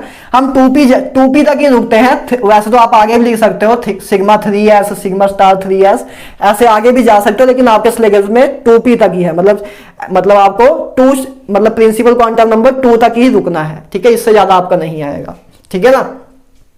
तो for less than 14 electron system के लिए ए कॉन्फ़िगरेशन है कि आपको ये ऑर्डर याद रखना होगा। ठीक है, अभी मैं आपको बताऊंगा कैसे यूज करना है, याद हो जाएगा यार, बहुत इजी है याद करना। और जब 14 इलेक्ट्रॉन से ज्यादा हो तो बस एक छोटा सा चेंज होगा, बस क्या होगा, जो सिग्मा पी जेड आपका इस फर्स्ट वाले केस में था, ये जो सिग्मा पी जेड है बस इधर की जगह बस आपको इधर रखना है, बस बाकी सब सेम रहेगा। देखो दोनों में सेम है सब कुछ, इसमें भी सिग्मा 1s है तो इसमें भी है sigma star 1s, sigma star 2s, sigma star 2s। ठीक है, उसके बस ए जो अब इधर आ गया बस सिग्मा 2pz। तो बस एक छोटा सा फर्क है कि बस सिग्मा 2pz को उठा के बस इधर रख देना है, तो बस एक आपके दूसरी सिस्टम का कॉन्फ़िगरेशन भी बन जाएगी सिग्मा 2pz। उसके बाद बस आपका फिर वही सब कुछ सेम फॉलो हो जाएगा, पाई 2px पाई 2py, तो पाई 2px पाई 2py, बाकी ए आगे सेम वैसे ही रहेगा, ए आगे सेम वैसे ही रहेगा। इसको इस वाले को ना उठा के रख देना, ठीक है, बस यही उठाना है, इसी वाले को उठाना है। ठीक है, इस वाले को ही उठाना है। तो ये दो सिस्टम है कॉन्फ़िगरेशन की, इसको भी लिखना सिखाऊंगा कि अब आपको कैसे लिखना है। ठीक है ना, अभी आगे बात कर लेते हैं इसकी एप्लीकेशन पे, उसके बाद इरेज करके ऐसा इतना रहेगा, बाकी सब इरेज कर दूंगा और हम सारे चीजें देखेंगे। पहली इसकी एप्लीकेशन क्या है मोटी की, बॉन्ड ऑर्डर ऑफ मॉलिक्यूल। देखो हम बॉन्ड ऑर्डर निकालने का एक फॉर्मूला आता है मोटी, एमओटी में आपसे 3 टाइप के क्वेश्चन आते हैं, 3 टाइप के क्वेश्चन आपके बेसिकली बात करें 4 टाइप के आते हैं। पहला क्वेश्चन आता है कि आपको इलेक्ट्रॉनिक कॉन्फ़िगरेशन ही पूछ लें कि ऑक्सीजन की इलेक्ट्रॉनिक कॉन्फ़िगरेशन बताओ। देखो आप ओ की सिंपल ऑक्सीजन एलिमेंट की ऑक्सीजन कॉन्फ़िगरेशन बता सकते थे एटॉमिक स्ट्रक्चर के अकॉर्डिंग, ऐसे कि 1s2 2s2 2p4 2p4, तो ये आपकी ऑक्सीजन की इलेक्ट्रॉनिक कॉन्फ़िगरेशन थी। लेकिन अब आप ऑक्सीजन मॉलिक्यूल की पूछ रहे हैं आपसे, तो उसके लिए फॉर्मूले यूज होते हैं। तो आपका पहला क्वेश्चन यह आ सकता है कि ऑक्सीजन की मॉलिक्यूलर इलेक्ट्रॉनिक कॉन्फ़िगरेशन पूछ ले। दूसरा टाइप का क्वेश्चन ये आ सकता है बॉन्ड ऑर्डर पूछ ले मॉलिक्यूल का, किसी भी मॉलिक्यूल का बॉन्ड ऑर्डर क्या होगा। बॉन्ड ऑर्डर क्या होता है, नंबर ऑफ बॉन्ड होता है। बॉन्ड ऑर्डर का मतलब क्या कि कितने बॉन्ड्स हैं 2 एटम के बीच में। जैसे ऑक्सीजन के बीच में क्या होता है, ऑक्सीजन के बीच में 2 डबल बॉन्ड होते हैं 2 ऑक्सीजन के बीच में, तो इसका बॉन्ड ऑर्डर क्या होता है 2, इसका बॉन्ड ऑर्डर क्या होगा 2। तो ये आपका बॉन्ड ऑर्डर ऑफ मॉलिक्यूल क्या होता है कि number of bond between 2 atoms is called bond order. ठीक है, इसकी मॉलिक्यूलर ऑर्बिटल ने एक डेफिनेशन और दी थी कि bond order of molecule is equal to number of bonding orbital minus number of anti bonding orbitals electrons divide by 2। ठीक है, ऑर्बिटल्स नहीं सॉरी इलेक्ट्रॉन्स। देखो आपको मैं अभी कॉन्फ़िगरेशन लिखना सिखा दूंगा तो ये सब कुछ क्लियर हो जाएगा। वो अभी इतना याद रखो कि बॉन्ड ऑर्डर ऑफ मॉलिक्यूल क्या होता है, number of bonding electrons minus number of anti bonding electrons, ठीक है, डिवाइड बाय 2, ये आपका होता है बॉन्ड ऑर्डर। अभी इतना बस याद रखो। अभी इसकी करना जब पहले फॉर्मूला देखेंगे तभी तो अप्लाई करना सीखेंगे ना, तो अभी बस फॉर्मूला देखो।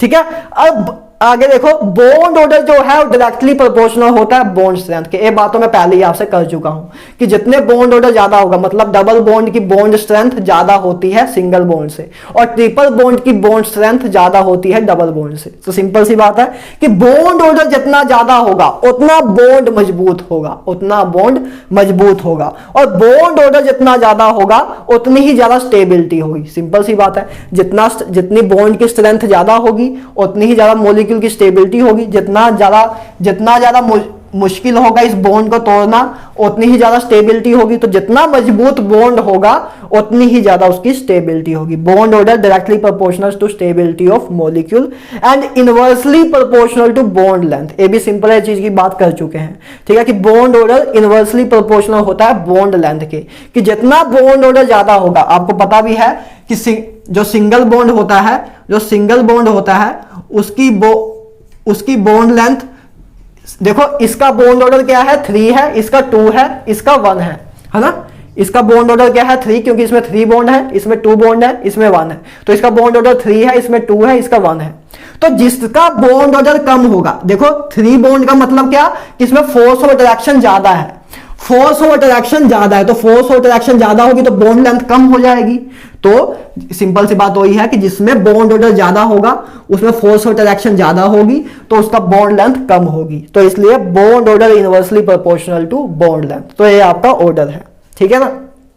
उसके बाद आगे बात करें एक क्वेश्चन इस पे आ सकता है इलेक्ट्रॉनिक कॉन्फ़िगरेशन पे, दूसरा क्वेश्चन आ सकता है आपका बॉन्ड ऑर्डर पे, और तीसरा क्वेश्चन आ सकता है कि आपसे पूछें कि बताओ ऑक्सीजन पैरामैग्नेटिक है कि डाईमैग्नेटिक है। आपसे पूछ लें कि हीलियम बताओ कि हीलियम जो अपना हीलियम मॉलिक्यूल है, हीलियम मॉलिक्यूल आपका पैरामैग्नेटिक है कि डाईमैग्नेटिक है। अभी आपको मैं बताऊंगा कि हीलियम मॉलिक्यूल एक्चुअल में होता भी है कि नहीं। आपसे कोई पूछ ले कि हाइड्रोजन मॉलिक्यूल पैरामैग्नेटिक है कि डाईमैग्नेटिक है, तो आप एमओटी से बताओगे। बस आपके कॉन्फ़िगरेशन लिखनी आती होगी तो सब कुछ कर लोगे, और अभी कॉन्फ़िगरेशन लिखना सिखाऊंगा। पैरामैग्नेटिक स्पीसीज वैसे होते क्या है, देखो स्पीसीज विच, वैसे मैं आपको बता चुका हूं वैसे तो कि पैरामैग्नेटिक स्पीसीज क्या होते हैं, वो स्पीसीज जो मैग्नेटिक फील्ड के द्वारा अट्रैक्ट होते हैं, मतलब मैग्नेटिक फील्ड के तरफ अट्रैक्ट होते हैं, वो होते हैं पैरामैग्नेटिक स्पीसीज।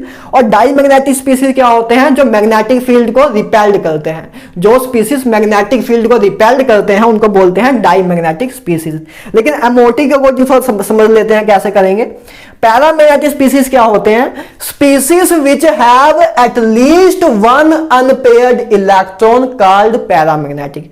और स्पीसीज जिसमें कम से कम एक अनपेयर इलेक्ट्रॉन हो, मतलब अनपेयर्ड इलेक्ट्रॉन हो, मतलब सिंगल इलेक्ट्रॉन हो, पेयरिंग ना हुई हो। जैसे बात करें 1s1 तो ये अनपेयर्ड इलेक्ट्रॉन है। लेकिन अगर 2 कर दें इधर, क्योंकि s ऑर्बिटल में, एक ऑर्बिटल में 2 इलेक्ट्रॉन हो सकते हैं, तो ये 2 कर दें तो ये अनपेयर्ड हो गया। अब इसमें पेयरिंग होगी, इसमें अब अनपेयर्ड इलेक्ट्रॉन कोई भी नहीं है। इसमें कितने अनपेयर्ड इलेक्ट्रॉन है, 0। लेकिन और 1s1 में कितने अनपेयर्ड इलेक्ट्रॉन है, इसमें एक अनपेयर्ड इलेक्ट्रॉन है ना, इसमें पेयरिंग नहीं हुई है अभी। लेकिन 2 कर देंगे तो पेयरिंग हो जाएगी। सिंपल सी बात यह है कि जब 1s1 का मतलब क्या कि ये चीज है, लेकिन 1s2 का मतलब क्या कि पेयरिंग हो गई।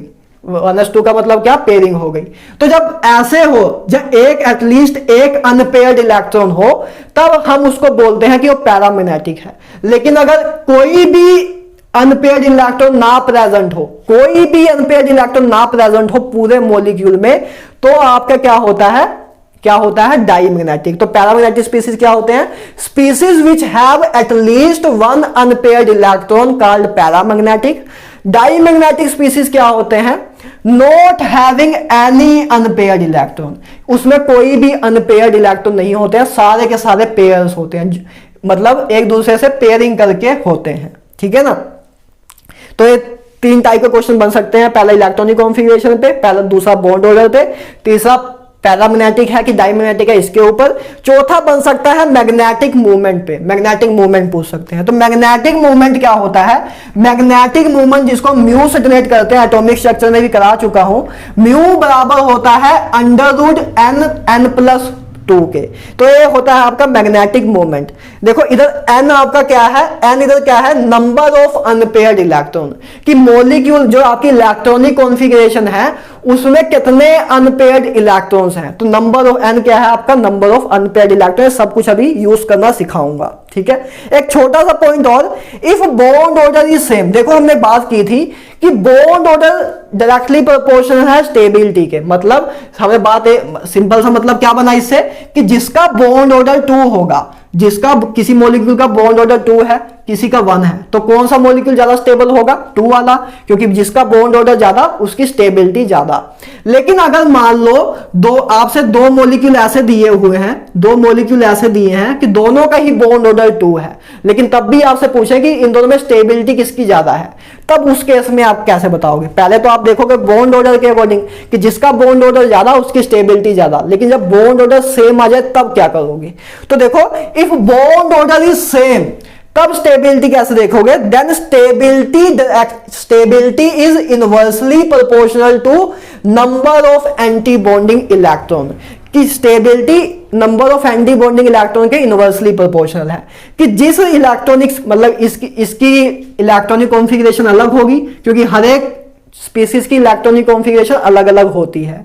ठीक है। तो जिसकी इलेक्ट्रॉनिक कॉन्फ़िगरेशन में एंटी बॉन्डिंग इलेक्ट्रॉन ज्यादा होंगे वो कम स्टेबल होगा, तो ऐसे हम बता पाएंगे। ठीक है ना। तो अभी मजा तब आएगा जब इसके क्वेश्चन करेंगे। तो अब मैं इधर तक इरेज करूंगा, इधर तक मतलब ए पूरी स्लाइड, और एक चीज इरेज करूंगा, इस चीज को रहने दूंगा कि आपको समझा सकूंगी कि कैसे यूज होगा। तो इसका आप स्क्रीनशॉट लो, फिर आगे मूव ऑन करते हैं। अब मेनली आप समझोगे, अभी तो शायद इतना समझ ना आया हो, हल्का हल्का आगे बिल्डअप हुआ हो, लेकिन अब क्वेश्चन से और क्लियर हो जाएगा। ठीक है, तो चलो यार इसका स्क्रीनशॉट लो, फिर आगे मूव ऑन करते हैं। ले लो। तो हाँ भाई लोग, तो चलो यार एमओटी के क्वेश्चंस करते हैं अब। ठीक है, सारी जितनी भी वेरिएशन हो सकती थी पॉसिबल हो, मैं सब कुछ ले आया हूं। इससे बाहर एमओटी का कोई भी क्वेश्चन आपका नहीं आएगा, इसी वेरिएशन का आएगा। ठीक है, बस आपको मतलब कोई चीज अलग दी हो सकती है, जैसे इसकी जगह N2 दे दिया हो या कुछ भी दे दिया हो, लेकिन कंसेप्ट यही है। इसके अलावा कोई टाइप का क्वेश्चन आपके एग्जाम में नहीं आएगा, ये मेरी आपसे गारंटी है। तो चलो यार इसको स्टार्ट करते हैं। और यार आज इसको ही करेंगे यार कवर, डाइपोल मोमेंट नहीं कर पाएंगे यार स्टार्ट, क्योंकि एक बहुत जरूरी काम आ गया है, उसको करना होगा। तो हम डाइपोल मोमेंट लास्ट लेक्चर में ही अपना कवर कर लेंगे, कोई दिक्कत नहीं होगी। अगर अपना लेक्चर लेंथी भी हुआ तब भी कोई दिक्कत नहीं होगी, लास्ट लेक्चर। आज अभी इतने की पहले बात करते हैं। तो देखो यार, हमने बस आपके जो क्वेश्चन वाला पार्ट है, जो जेई में या नीट में मेन जहां से क्वेश्चन आते हैं एमओटी के, वो यही पार्ट है। ठीक है, जो हमने पहले इससे पहले किया था वो एडवांस पर्पस से था। ठीक है, यूनिक क्वेश्चन थे, रेयर ऑफ रेयर क्वेश्चन थे वो। ठीक है, अब हमें बात मेनली इसी पे करनी है।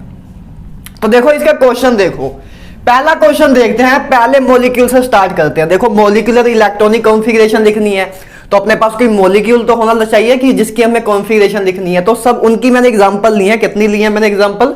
12 तक हम बात करेंगे, 12 एग्जांपल लेंगे, जल्दी जल्दी हो जाएगा, ज्यादा टाइम नहीं लगेगा। बहुत सिंपल एमओटी से क्वेश्चन जो है बहुत सिंपल आते हैं। बस स्टार्टिंग में मैंने थोड़ी टफ चीजें ज्यादा करा दी। ठीक है ना, टफ भी क्या है तो इजी हो भी, उसमें भी कुछ ज्यादा करने वाला है नहीं, लेकिन तब भी कह सकते हो इसका कंपैरेटिवली तो टफ ही है। ठीक है ना। अब बात करें हाइड्रोजन मॉलिक्यूल से स्टार्ट करते हैं, सबसे छोटे मॉलिक्यूल से। हाइड्रोजन मॉलिक्यूल देखो, सबसे पहले आपको पता है कि हाइड्रोजन में कितने नंबर ऑफ इलेक्ट्रॉन होंगे? 2 होंगे। एक हाइड्रोजन में 1 इलेक्ट्रॉन होता है, तो टोटल नंबर ऑफ इलेक्ट्रॉन कितने होंगे हाइड्रोजन मॉलिक्यूल में? 2 होंगे। ठीक है, अब इसकी बात करते हैं कॉन्फ़िगरेशन लिखना, मॉलिक्यूलर इलेक्ट्रॉनिक कॉन्फ़िगरेशन। ठीक है, MEC से मैंने डोनेट किया है क्योंकि उतना लेंथी लिख नहीं सकते थे।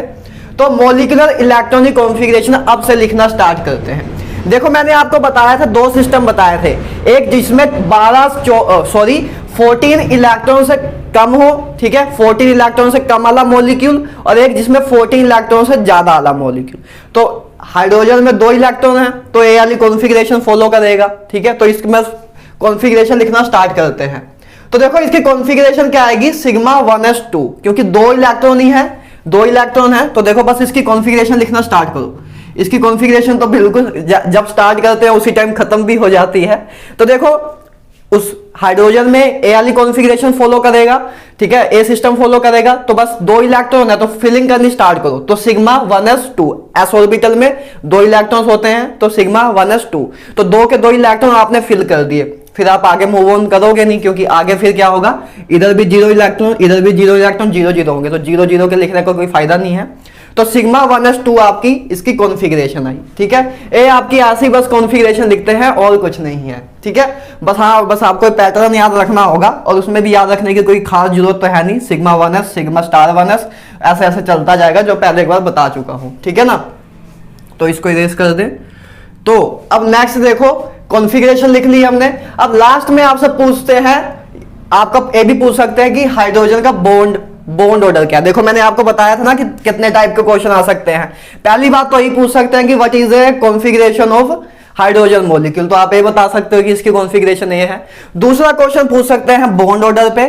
ठीक है, तीसरा क्वेश्चन आपका पूछ सकते हैं इस पे, पैरामैग्नेटिक या डाईमैग्नेटिक, इस पे बात हम कर लेंगे। ठीक है, तो देखो इसकी कॉन्फ़िगरेशन ये है, तो बॉन्ड ऑर्डर कैसे लिखेंगे? बॉन्ड ऑर्डर के मैंने आपको क्या बताया था, बॉन्ड ऑर्डर क्या होता है? Number of bonding electrons minus number of anti bonding electron divide by 2। तो बहुत सिंपल है, उससे आप बॉन्ड ऑर्डर निकाल लोगे।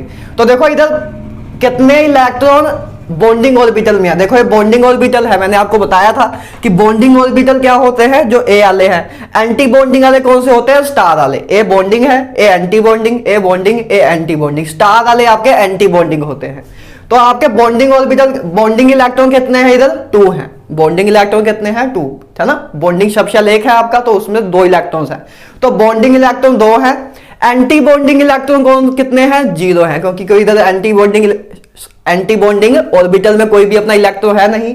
तो 2 माइनस 0 डिवाइड बाय 2, मतलब NB minus NA divide by 2। तो बस आपने वही फॉर्मूला लगाया तो आपका बॉन्ड ऑर्डर आया 1। तो इसका बॉन्ड ऑर्डर होता है, हाइड्रोजन का बॉन्ड ऑर्डर होता है 1। तो आप देखते भी हो हाइड्रोजन के बीच में सिंगल बॉन्ड होता है, हाइड्रोजन के बीच में सिंगल बॉन्ड होता है। तो इसका अगर हम बात करें, ठीक है, 2 क्वेश्चन तो हो गए इसके जो रिलेटेड, जो 2 क्वेश्चन आ सकते थे। पहले हमको कॉन्फ़िगरेशन निकालनी आ गई, दूसरी हमें ये पता लग गया इसका बॉन्ड ऑर्डर क्या होता है, निकालना आ गया। और तीसरा ये पूछ सकते हैं कि बताओ पैरामैग्नेटिक है कि डायमैग्नेटिक है। तो देखो मैंने आपको क्या बताया था कि पैरामैग्नेटिक क्या होता है, species which have at least 1 unpaired electron, जिसमें कम से कम एक अनपेयर्ड इलेक्ट्रॉन तो हो। लेकिन इसकी कॉन्फ़िगरेशन देखो, बस कॉन्फ़िगरेशन से ही सब काम होगा। कॉन्फ़िगरेशन से ही आप बॉन्ड ऑर्डर भी निकालोगे, कॉन्फ़िगरेशन से ही आप ये भी बताओगे पैरामैग्नेटिक है कि डायमैग्नेटिक है। तो कॉन्फ़िगरेशन इंपॉर्टेंट है बस, ठीक है। तो अब देखो आपके पास कोई अनपेयर्ड इलेक्ट्रॉन है नहीं है, क्योंकि आपका एक ही ऑर्बिटर है पहली बात, तो उसमें भी पेयर्ड है, मतलब देखो 2 है ना, अगर 1 होता, जैसे इसमें 1 है तो ये अनपेयर्ड होता। देखो 2 है मतलब क्या रिप्रेजेंट कर रहा है, 1s2 मतलब कि एक ऑर्बिटल है जिसमें ऐसे पेयरिंग हुई हुई है, कि मतलब एक ऑर्बिटल में ही 2 इलेक्ट्रॉन, तो पेयर्ड है, अनपेयर्ड नहीं है। तो इसमें एक भी अनपेयर्ड इलेक्ट्रॉन नहीं है, तो ये डाईमैग्नेटिक होता है। तो अपना हाइड्रोजन मॉलिक्यूल क्या है, डाईमैग्नेटिक है। तो ठीक है, तो हाइड्रोजन की बात हो गई। अब H2 पॉजिटिव की बात कर लेते हैं, ठीक है, ऐसे ऐसे हम चलते जाएंगे आगे। H2 पॉजिटिव में कितने इलेक्ट्रॉन, देखो हाइड्रोजन में कितने इलेक्ट्रॉन थे, 2 थे। H2 पॉजिटिव में कितने होंगे, 1 होंगे, क्योंकि एक इलेक्ट्रॉन लॉस हो गया। तो टोटल नंबर ऑफ इलेक्ट्रॉन कितने हुए, 1 है, ठीक है। इसकी कॉन्फ़िगरेशन क्या आएगी, सिग्मा 1s1, इधर तक ही रुक जाएगी, सिग्मा 1s1 इसकी कॉन्फ़िगरेशन आएगी। बॉन्ड ऑर्डर क्या आएगा, नंबर ऑफ बॉन्डिंग इलेक्ट्रॉन्स, तो नंबर बॉन्डिंग ऑर्बिटल्स में कितने इलेक्ट्रॉन है, 1 है। एंटी बॉन्डिंग में 0 है, डिवाइड बाय 2, तो 0.5 आपका बॉन्ड ऑर्डर आ गया, 0.5 आपका बॉन्ड ऑर्डर आ गया। तो इसकी बात करें तो ये आपका पैरामैग्नेटिक है, ठीक है। पैरामैग्नेटिक डायमैग्नेटिक तो देख के पता लग जाएगा, इसलिए लिखा नहीं है मैंने। तो ये आपका क्या है, पैरामैग्नेटिक, क्योंकि इसमें अनपेयर्ड इलेक्ट्रॉन है, ठीक है। अब बात करें H2 नेगेटिव की, अब हमने नेगेटिव ले लिया, तो अब देखो एक इलेक्ट्रॉन ऐड हो गया। तो हाइड्रोजन में 2 इलेक्ट्रॉन थे, तो H2 नेगेटिव में कितने हुए, 3 हो गए। तो टोटल नंबर ऑफ इलेक्ट्रॉन कितने हैं, 3 है अपने पास। इसकी कॉन्फ़िगरेशन अब क्या होगी, देखो इसकी कॉन्फ़िगरेशन सिग्मा 1s2, 2 इलेक्ट्रॉन एक ऑर्बिटल में होते हैं, तो हमने 2 फिल कर दिए, ठीक है ना। उसके बाद सिग्मा स्टार 1s1, क्या, सिग्मा स्टार 1s1, देखो 2 इधर फिल किए, पहले हमने 2 इधर फिल किए, इसके 2 इसमें 2 फिल हो गए, फिर एक इलेक्ट्रॉन बचा, तो एक आप नेक्स्ट वाले में फिल कर दोगे, तो सिग्मा स्टार 1s1। तो इसकी कॉन्फ़िगरेशन ए होगी, ठीक है ना। अच्छा एक बात का याद रखना, ये जो कॉन्फ़िगरेशन हम दिख रहे हैं इसमें हंस रूल, ठीक है, पॉली एक्सक्लूजन रूल या अफबाउ रूल, ये तीनों रूल सेटिस्फाइड करते हैं, ठीक है। ये वैसे तो मुझे आपको स्टार्टिंग में ही बता देना चाहिए था, लेकिन अभी कोई यूज होगा नहीं इसका, खास एक जगह होगा उसको बता दूंगा, ठीक है। तो तीनों रूल आपके इधर एप्लीकेबल होते हैं जो हमने एटॉमिक स्ट्रक्चर में किए थे। क्लियर है बात, ठीक है ना। तो इसकी कॉन्फ़िगरेशन ये हो गई। इसका बॉन्ड ऑर्डर क्या आएगा, बॉन्ड ऑर्डर देखो, number of bonding electron, bonding orbitals कितने हैं अपने पास, एक ही है, तो इसमें कितने इलेक्ट्रॉन हैं, 2, तो 2। और एंटी बॉन्डिंग ऑर्बिटल कितने हैं, एक ही है, तो उसमें कितने इलेक्ट्रॉन हैं, 1, तो 2 माइनस 1 बाय 2, तो ये आपका बॉन्ड ऑर्डर आएगा 0.5। तो ये आपका बॉन्ड ऑर्डर आ गया H2 नेगेटिव का, ठीक है। और आपको कोई पैरामैग्नेटिक या डायमैग्नेटिक पूछे तो साफ दिख रहा है कि ये पैरामैग्नेटिक है, क्योंकि इसमें एक अनपेयर्ड इलेक्ट्रॉन प्रेजेंट है, तो ये पैरामैग्नेटिक है, ठीक है ना। अच्छा क्वेश्चन एक इस पे भी आ जाता है, स्टेबिलिटी पे, कि आपको कह दे, आपको ये 3 मॉलिक्यूल्स दिए होंगे उधर क्वेश्चन में, कि और दिया होगा और पूछा होगा कि मतलब ये पूछा होगा कि what is the correct order of A stability, ठीक है। इनमें से सबसे स्टेबल मॉलिक्यूल कौन सा है और सबसे लीस्ट स्टेबल कौन सा है, तो उसका ऑर्डर पूछा जा सकता है। तो इसका स्टेबिलिटी का ऑर्डर देखो मैंने क्या लिखा, हाइड्रोजन सबसे पहले, फिर H2 पॉजिटिव, फिर H2 नेगेटिव। देखो कैसे आया, पहले हाइड्रोजन को देखो, हाइड्रोजन का बॉन्ड ऑर्डर कितना आया था, 1। H2 पॉजिटिव का कितना आया, 0.5, H2 नेगेटिव का कितना आया, 0.5। तो जिस मैंने आपको बताया था कि जिसका बॉन्ड ऑर्डर ज्यादा होगा वो उतना ज्यादा स्टेबल होगा, तो बॉन्ड ऑर्डर जिसका ज्यादा, स्टेबिलिटी ऑफ मॉलिक्यूल उतनी ज्यादा। तो हाइड्रोजन का बॉन्ड ऑर्डर इन दोनों से ही ज्यादा है, तो इस करके ए सबसे स्टेबल है। अब बात रह गई इन दोनों की। मैंने आपको एक चीज और बताई थी कि जब बॉन्ड ऑर्डर सेम आ जाए तो बॉन्ड ऑर्डर जब सेम आ जाए तो स्टेबिलिटी इनवर्सली प्रोपोर्शनल है number of anti bonding electron.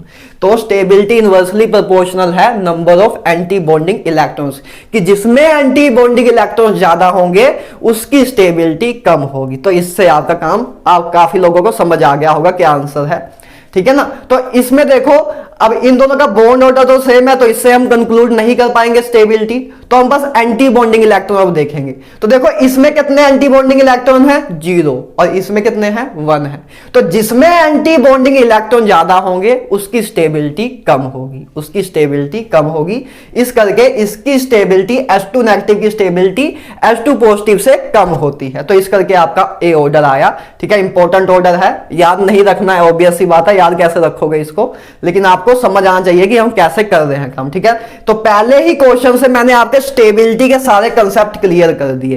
पहले आपको ये भी बता दिया कि bond order of molecule stability के डायरेक्टली प्रोपोर्शनल है, और जब बॉन्ड ऑर्डर सेम हो तब आपको क्या करना है वो भी बता दिया। तो पहला आपका क्या नाम है, स्टेबिलिटी वाले क्वेश्चन तो तबाह हो गए, इससे ऊपर कुछ नहीं आएगा आपको स्टेबिलिटी के ऊपर, ठीक है ना। और नेक्स्ट क्वेश्चन क्या आ सकता है, मैग्नेटिक मूवमेंट पे। तो मैग्नेटिक मूवमेंट तो बहुत सिंपल है निकालना, बस कॉन्फ़िगरेशन पे ही सब कुछ डिपेंड करता है। तो देखो हाइड्रोजन की पहले बात करें तो मैंने आपको बताया था मैग्नेटिक मूवमेंट क्या होता है, म्यू बराबर √n+2। n क्या है आपका, नंबर ऑफ अनपेयर्ड इलेक्ट्रॉन।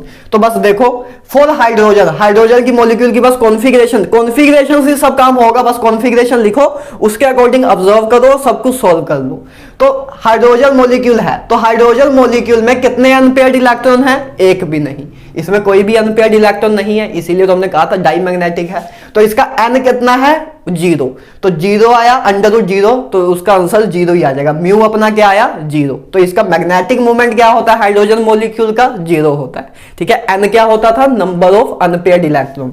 तो हाइड्रोजन में कोई भी अनपेयर्ड इलेक्ट्रॉन नहीं है, दोनों के दोनों ही पेयरिंग की हुई है, ठीक है। तो ये आपका अनपेयर्ड इलेक्ट्रॉन है, तो इस करके आपका मैग्नेटिक मूवमेंट 0 आया, ठीक है ना। तो सॉरी, आपका पेयर सारे इलेक्ट्रॉन पेयर्स थे, तो अनपेयर्ड इलेक्ट्रॉन 0 था, तो आपका म्यू क्या आया, 0 आया। अब बात करें H2 पॉजिटिव की, तो H2 पॉजिटिव में देखो, H2 पॉजिटिव में एक अनपेयर्ड इलेक्ट्रॉन है, तो नंबर ऑफ अनपेयर्ड इलेक्ट्रॉन कितने हैं, 1, तो n अपना कितना है, 1।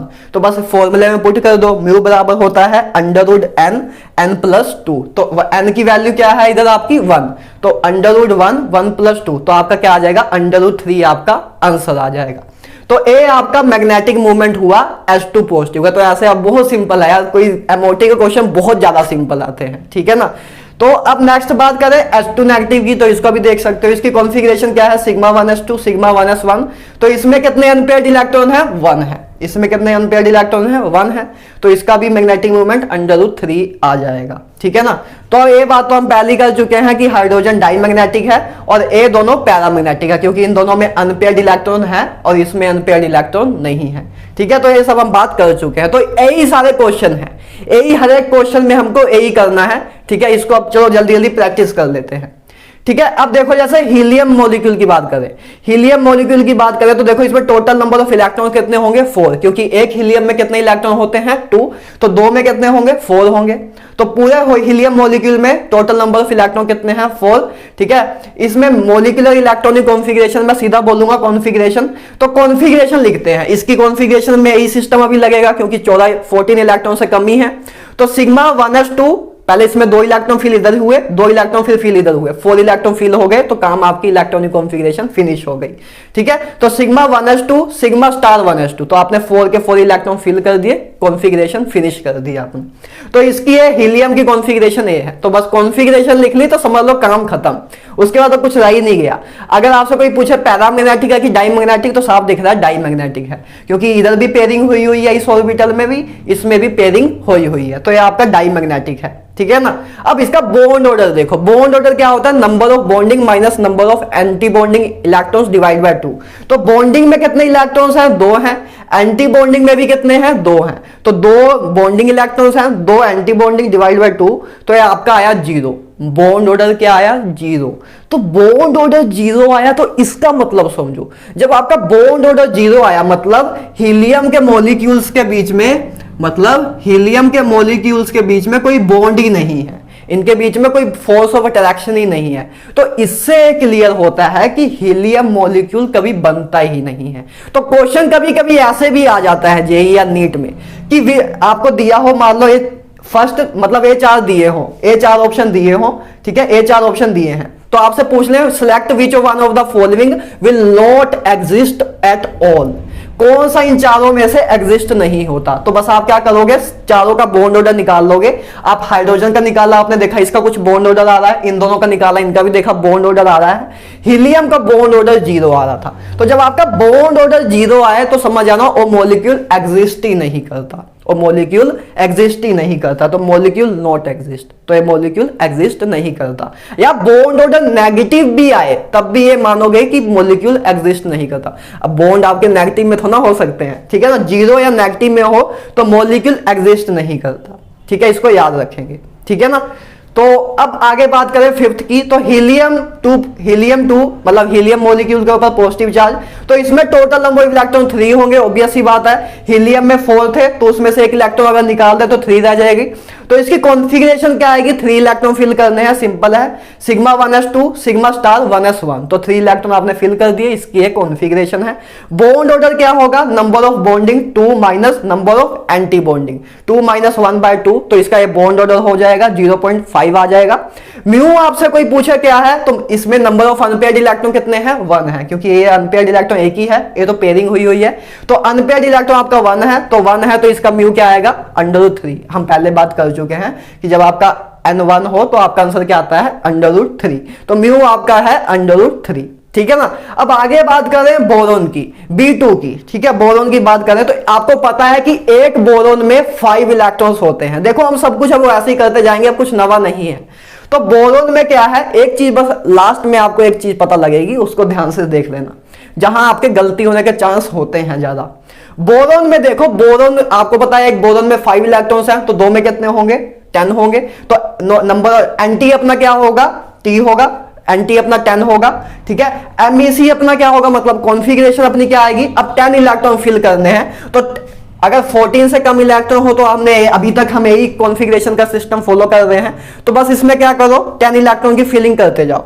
सबसे पहले सिग्मा में इधर 2 इलेक्ट्रॉन फिल करोगे, 2 इधर किए, फिर 2 आगे इधर किए, फिर 2 इधर किए, इधर तक आपने कर दिया। पहले अब देखो क्या किया आपने, देखो सिग्मा 1s2 फिल किया, सिग्मा स्टार 1s2 किया, सिग्मा 2s2 किया, सिग्मा स्टार 2s2 किया, इधर तक आपने फिल कर दिया। तो कितने इलेक्ट्रॉन फिल हो गए, 2 + 2 4 + 2 6 + 2 8 इलेक्ट्रॉन फिल हो गए, लेकिन अभी 2 रहते हैं। अब देखो इसमें अब आपको इधर ये गलती ना कर देना कि इधर 2 कर दे, इधर 2 कर दे, ठीक है।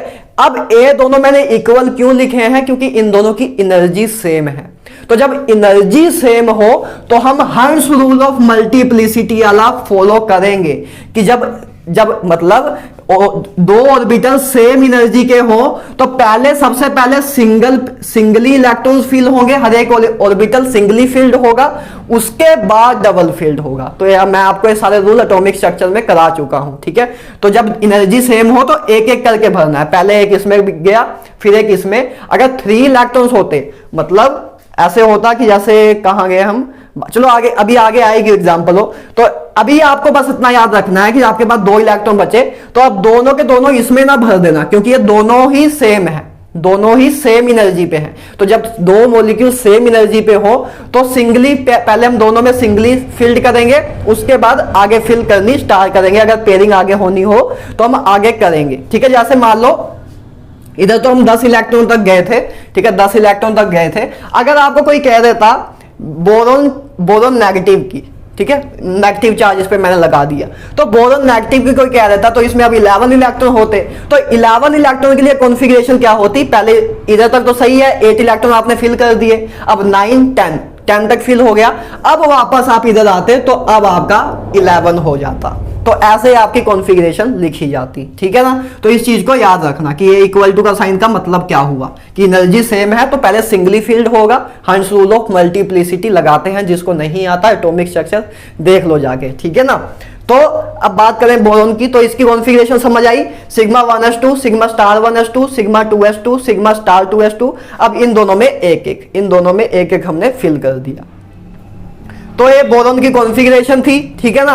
अब इसका बॉन्ड ऑर्डर क्या आएगा, बॉन्ड ऑर्डर देखो मैं लिखा 6 - 4 डिवाइड बाय 2। देखो बॉन्ड ऑर्डर लिखने का एक तो आप सिंपल तरीका वो भी कर सकते हो, देखो सिंपल तरीका ये भी कर सकते हो कि पहले बॉन्डिंग इलेक्ट्रॉन्स गिन लो, कितने हैं तो आपके 2। देखो बॉन्डिंग ऑर्बिटल्स, बस बॉन्डिंग ऑर्बिटल्स के इलेक्ट्रॉन गिनते जाओ।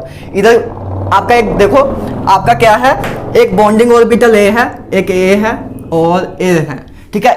ए आपके बॉन्डिंग ऑर्बिटल्स हैं इधर, तो बस बॉन्डिंग ऑर्बिटल्स के इलेक्ट्रॉन गिन लो। तो 2 इलेक्ट्रॉन प्लस 2 4, ठीक है, 2 + 2 4 5 6, तो 6 इलेक्ट्रॉन है आपके बॉन्डिंग के, 6 इलेक्ट्रॉन है आपके बॉन्डिंग ऑर्बिटल्स में, तो 6 और minus number of anti bonding electron. तो एंटी बॉन्डिंग ऑर्बिटल्स में कितने इलेक्ट्रॉन है, देखो 2, एक एंटी बॉन्डिंग ऑर्बिटल आपका ए है, एक ए है, तो इसमें 2 इलेक्ट्रॉन है, इसमें 2 इलेक्ट्रॉन है, और कोई अपने पास एंटी बॉन्डिंग नहीं है, तो 4 आपके एंटी बॉन्डिंग इलेक्ट्रॉन्स हैं। तो 6 - 4 डिवाइड बाय 2 आपका क्या आएगा, बॉन्ड ऑर्डर।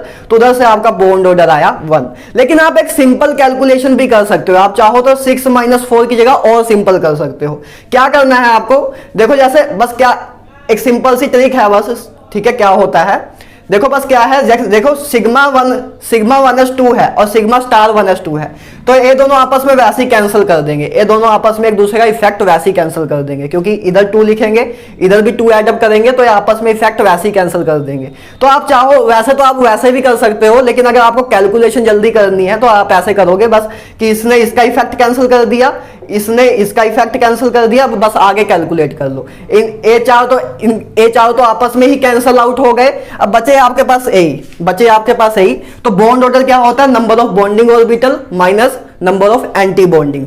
तो बॉन्डिंग ऑर्बिटल्स कितने हैं आपके 2, एंटी बॉन्डिंग कितने हैं 0, ठीक है, डिवाइड बाय 2, तो 2/2 1 आ गया। तो ऐसे कैलकुलेशन सिंपल हो जाती है, जैसे आपको सही लगता है वैसे आप कर लेना। मेरा फर्ज था कि दोनों तरीके से बताऊं, ठीक है ना। तो आप चाहो तो सिंपली वैसे भी कर सकते हो, नहीं तो बिना कैलकुलेट 6 4 की जगह आप सीधा बस 2 - 0 भी लिख सकते थे, ठीक है ना। तो ऐसे आप इसके इफेक्ट भी कर सकते थे कि इसने इसका इफेक्ट कैंसिल कर दिया, इसने इसका इफेक्ट कैंसिल कर दिया, तो बाद में आपके पास यही 2 बचे, तो इसके अकॉर्डिंग आप बॉन्ड ऑर्डर लिख सकते हो। आपसे कोई म्यू पूछे तो म्यू क्या होगा, म्यू क्या होता है, नंबर ऑफ अनपेयर्ड इलेक्ट्रॉन से ही हम निकालते हैं। तो नंबर ऑफ अनपेयर्ड इलेक्ट्रॉन इधर कितने हैं, देखो पहले मैं इसको थोड़ा सही कर दूं, तो ठीक है। तो नंबर ऑफ अनपेयर्ड इलेक्ट्रॉन कितने हैं आपके इधर, देखो 2, इधर भी पेयरिंग है, इधर भी पेयरिंग है, इधर भी पेयरिंग है, इधर भी पेयरिंग है, तो इधर तो कोई फायदा ही नहीं है। तो 2 अनपेयर्ड इलेक्ट्रॉन्स हैं आपके, एक इधर अनपेयर्ड है, एक इधर अनपेयर्ड है, तो 2 आपके पास अनपेयर्ड इलेक्ट्रॉन है, तो n की वैल्यू क्या है 2। तो n की वैल्यू 2 बस पुट करो फॉर्मूले में, तो आपका आ जाएगा 2 + 4, तो आपका √8 इधर से आंसर आ जाएगा। तो आपका मैग्नेटिक मूवमेंट क्या हुआ, √8, ठीक है ना। आपसे कोई पैरामैग्नेटिक डायमैग्नेटिक पूछे यार, तो अब तो आराम से बता सकते हो। जैसे देखो हीलियम के केस में आपका पैरामैग्नेटिक है कि डायमैग्नेटिक है, क्योंकि इसमें एक भी अनपेयर्ड इलेक्ट्रॉन नहीं है। हीलियम पॉजिटिव के केस में पैरामैग्नेटिक है कि डायमैग्नेटिक, तो ये पैरामैग्नेटिक है, क्योंकि इसमें एक अनपेयर्ड इलेक्ट्रॉन है। बोरॉन के केस में बात करें तो ये तो साफ पैरामैग्नेटिक है साफ, ठीक है ना, ये पैरामैग्नेटिक है। अब बात करें कार्बन की बात करें तो कार्बन में पता है कि कार्बन मॉलिक्यूल में आपके टोटल इलेक्ट्रॉन्स कितने होंगे 12, क्योंकि एक कार्बन में 6 इलेक्ट्रॉन होते हैं, तो टोटल कितने होंगे 12। तो इसकी कॉन्फ़िगरेशन लिख लो। अभी तो आपकी यही सिस्टम फॉलो होगा, अभी तो हमने इसका स्टार्ट भी नहीं किया कुछ, क्योंकि 14 इलेक्ट्रॉन से ज्यादा के लिए यूज होगा, तो इसी की बात करते हैं। तो कार्बन के लिए देखो आपके लिए कॉन्फ़िगरेशन क्या आएगी, सिग्मा 1s2, वही ऑर्डर फॉलो करेंगे, इसी ऑर्डर को फॉलो करेंगे, ठीक है। सिग्मा 1s2, देखो पहले बस क्या होगा, 2 इलेक्ट्रॉन इधर फिल किए, 2 इधर किए, 2 इधर किए, 2 इधर किए, ठीक है। हम 8 इलेक्ट्रॉन फिल कर दिए, उसके बाद 1 इधर किया, 1 इधर किया, ठीक है। 10 हो गए आपके, 10 हो गए। अब उसके बाद 10 हो गए, अब आगे भी फिल करना है, तो एक और ऐड किया, पहले सिंगली फील्ड करेंगे, फिर डबल फील्ड करेंगे, ठीक है ना, फिर उसके बाद पेयरिंग करेंगे। तो अब आपके टोटल 12 इलेक्ट्रॉन आपने फिल कर दिया, क्योंकि देखो 2 + 2 4, ठीक है ना, 2 + 2 4, 6 8 10 12, तो आपके 12 इलेक्ट्रॉन फिल हो गए, तो बस आपकी कॉन्फ़िगरेशन खत्म हो गई। तो इसकी कॉन्फ़िगरेशन वही आई कार्बन की, देखो इधर तक हमने पूरी कंप्लीट फिलिंग कर दी, ठीक है। तो ये आपकी कॉन्फ़िगरेशन है कार्बन की। कॉन्फ़िगरेशन लिखनी है बहुत सिंपल है, एमओटी आपको दिख रहा होगा कि एमओटी का क्वेश्चन सबसे सिंपल है, ठीक है ना। बॉन्ड ऑर्डर बस, अब बाकी सब तो के बाद कॉन्फ़िगरेशन लिख रही तो सब कुछ तो सोल्व हो ही जाएगा। बॉन्ड ऑर्डर की बात करें तो 8 - 4 डिवाइड बाय 2, तो देखो इसमें 8 आपके क्या है, बॉन्डिंग इलेक्ट्रॉन्स है। तो देखो 1 आपका एक बॉन्डिंग ऑर्बिटल ए है, एक ए है और ए है, ठीक है। आपके पास 1 2 3 4 4 बॉन्डिंग ऑर्बिटल हैं और सारे के सारे पेयर्ड हैं, मतलब हर एक ऑर्बिटल में 2 इलेक्ट्रॉन्स हैं, तो 4 × 2 8 आ गया, या तो आप ऐसे भी देख सकते हो 2 + 2 4, ठीक है, 6 8, तो आपका 8 इधर आया -4, तो मतलब 2 इलेक्ट्रॉन ए रहे, 2 इलेक्ट्रॉन ए रहे, तो एंटी बॉन्डिंग में आपके 4 इलेक्ट्रॉन्स हैं, तो 8 - 4 / 2 आपका बॉन्ड ऑर्डर आ गया 2।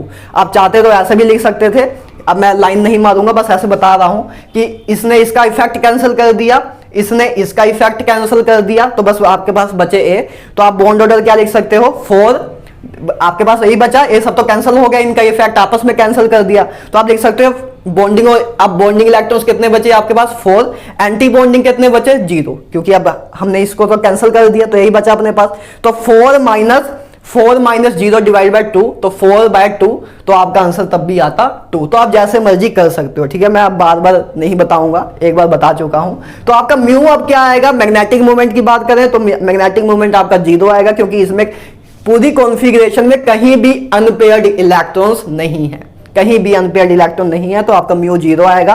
तो ऑब्वियस सी बात है, डाई मैग्नेटिक भी है, ठीक है, डाई मैग्नेटिक है, डाई मैग्नेटिक के लिए हमेशा म्यू 0 ही होता है, डाई मैग्नेटिक के लिए म्यू हमेशा 0 ही होता है, ठीक है ना। अब बात कर लें बेरिलियम के मॉलिक्यूल की, तो एक बेरिलियम में आपको पता है कितने इलेक्ट्रॉन्स होते हैं 4 होते हैं, तो 2 में कितने होंगे 8 होंगे, तो टोटल बेरिलियम मॉलिक्यूल में 8 इलेक्ट्रॉन्स हैं, ठीक है। इसकी कॉन्फ़िगरेशन क्या आएगी, तो सिंपली हो गया, ठीक है, σ1s2 σ*1s2 σ2s σ*2s, इधर तक कंप्लीट हो जाएगी, तो 8 इलेक्ट्रॉन आपने फिल किए, तो ये आपकी बेरिलियम की कॉन्फ़िगरेशन आई। बॉन्ड ऑर्डर आपका क्या होगा, bonding orbital, number of bonding electrons minus number of anti bonding, तो बॉन्डिंग में कितने इलेक्ट्रॉन्स हैं, एक 2 ए रहे और आगे 2 ए रहे, 4 आपके बॉन्डिंग में इलेक्ट्रॉन्स है, तो 4, एंटी बॉन्डिंग में कितने हैं 2 + 2 4, तो 4 - 4 / 2, तो 0 आ गया आंसर। तो इससे पता लगा कि beryllium molecule not exist at all, कि बेरिलियम मॉलिक्यूल एग्जिस्ट ही नहीं करता एट ऑल, ठीक है। तो हमने 2 एग्जांपल देखी, एक हीलियम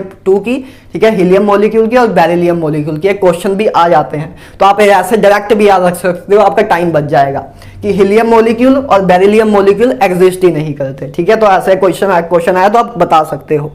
तो स्टेबिलिटी के ऑर्डर की बात कर लेते हैं, काफी कुछ ये कर लिया हमने, थोड़ा कुछ मिक्सचर लेके आते हैं बीच में, थोड़ा इंटरेस्ट लेके आते हैं। तो अब बात करें, हम स्टेबिलिटी ऑर्डर निकाल रहे हैं कार्बन, बोरॉन एंड बेरिलियम के बीच में, तो बस देखो सिंपल सी बात है, बॉन्ड ऑर्डर देखो, सबसे पहले देखो बोरॉन का बॉन्ड ऑर्डर कितना है 1 है, ठीक है, कार्बन का कितना है 2 है, एंड बेरिलियम का कितना है, कहां गया, बॉन्ड ऑर्डर इसका 0 है। तो कार्बन का बॉन्ड ऑर्डर सबसे ज्यादा है, कार्बन का 2 है, बोरॉन का 1 है और बेरिलियम का 0 है, तो bond order directly proportional to stability, तो स्टेबिलिटी सबसे ज्यादा कार्बन की होगी क्योंकि इसका बॉन्ड ऑर्डर 2 है, उसके बाद बोरॉन की होगी क्योंकि इसका बॉन्ड ऑर्डर 1 है, उसके बाद लास्ट में बेरिलियम की होगी क्योंकि इसका बॉन्ड ऑर्डर 0 है। तो ये आपका स्टेबिलिटी ऑर्डर है, ये आपका क्या है, स्टेबिलिटी ऑर्डर।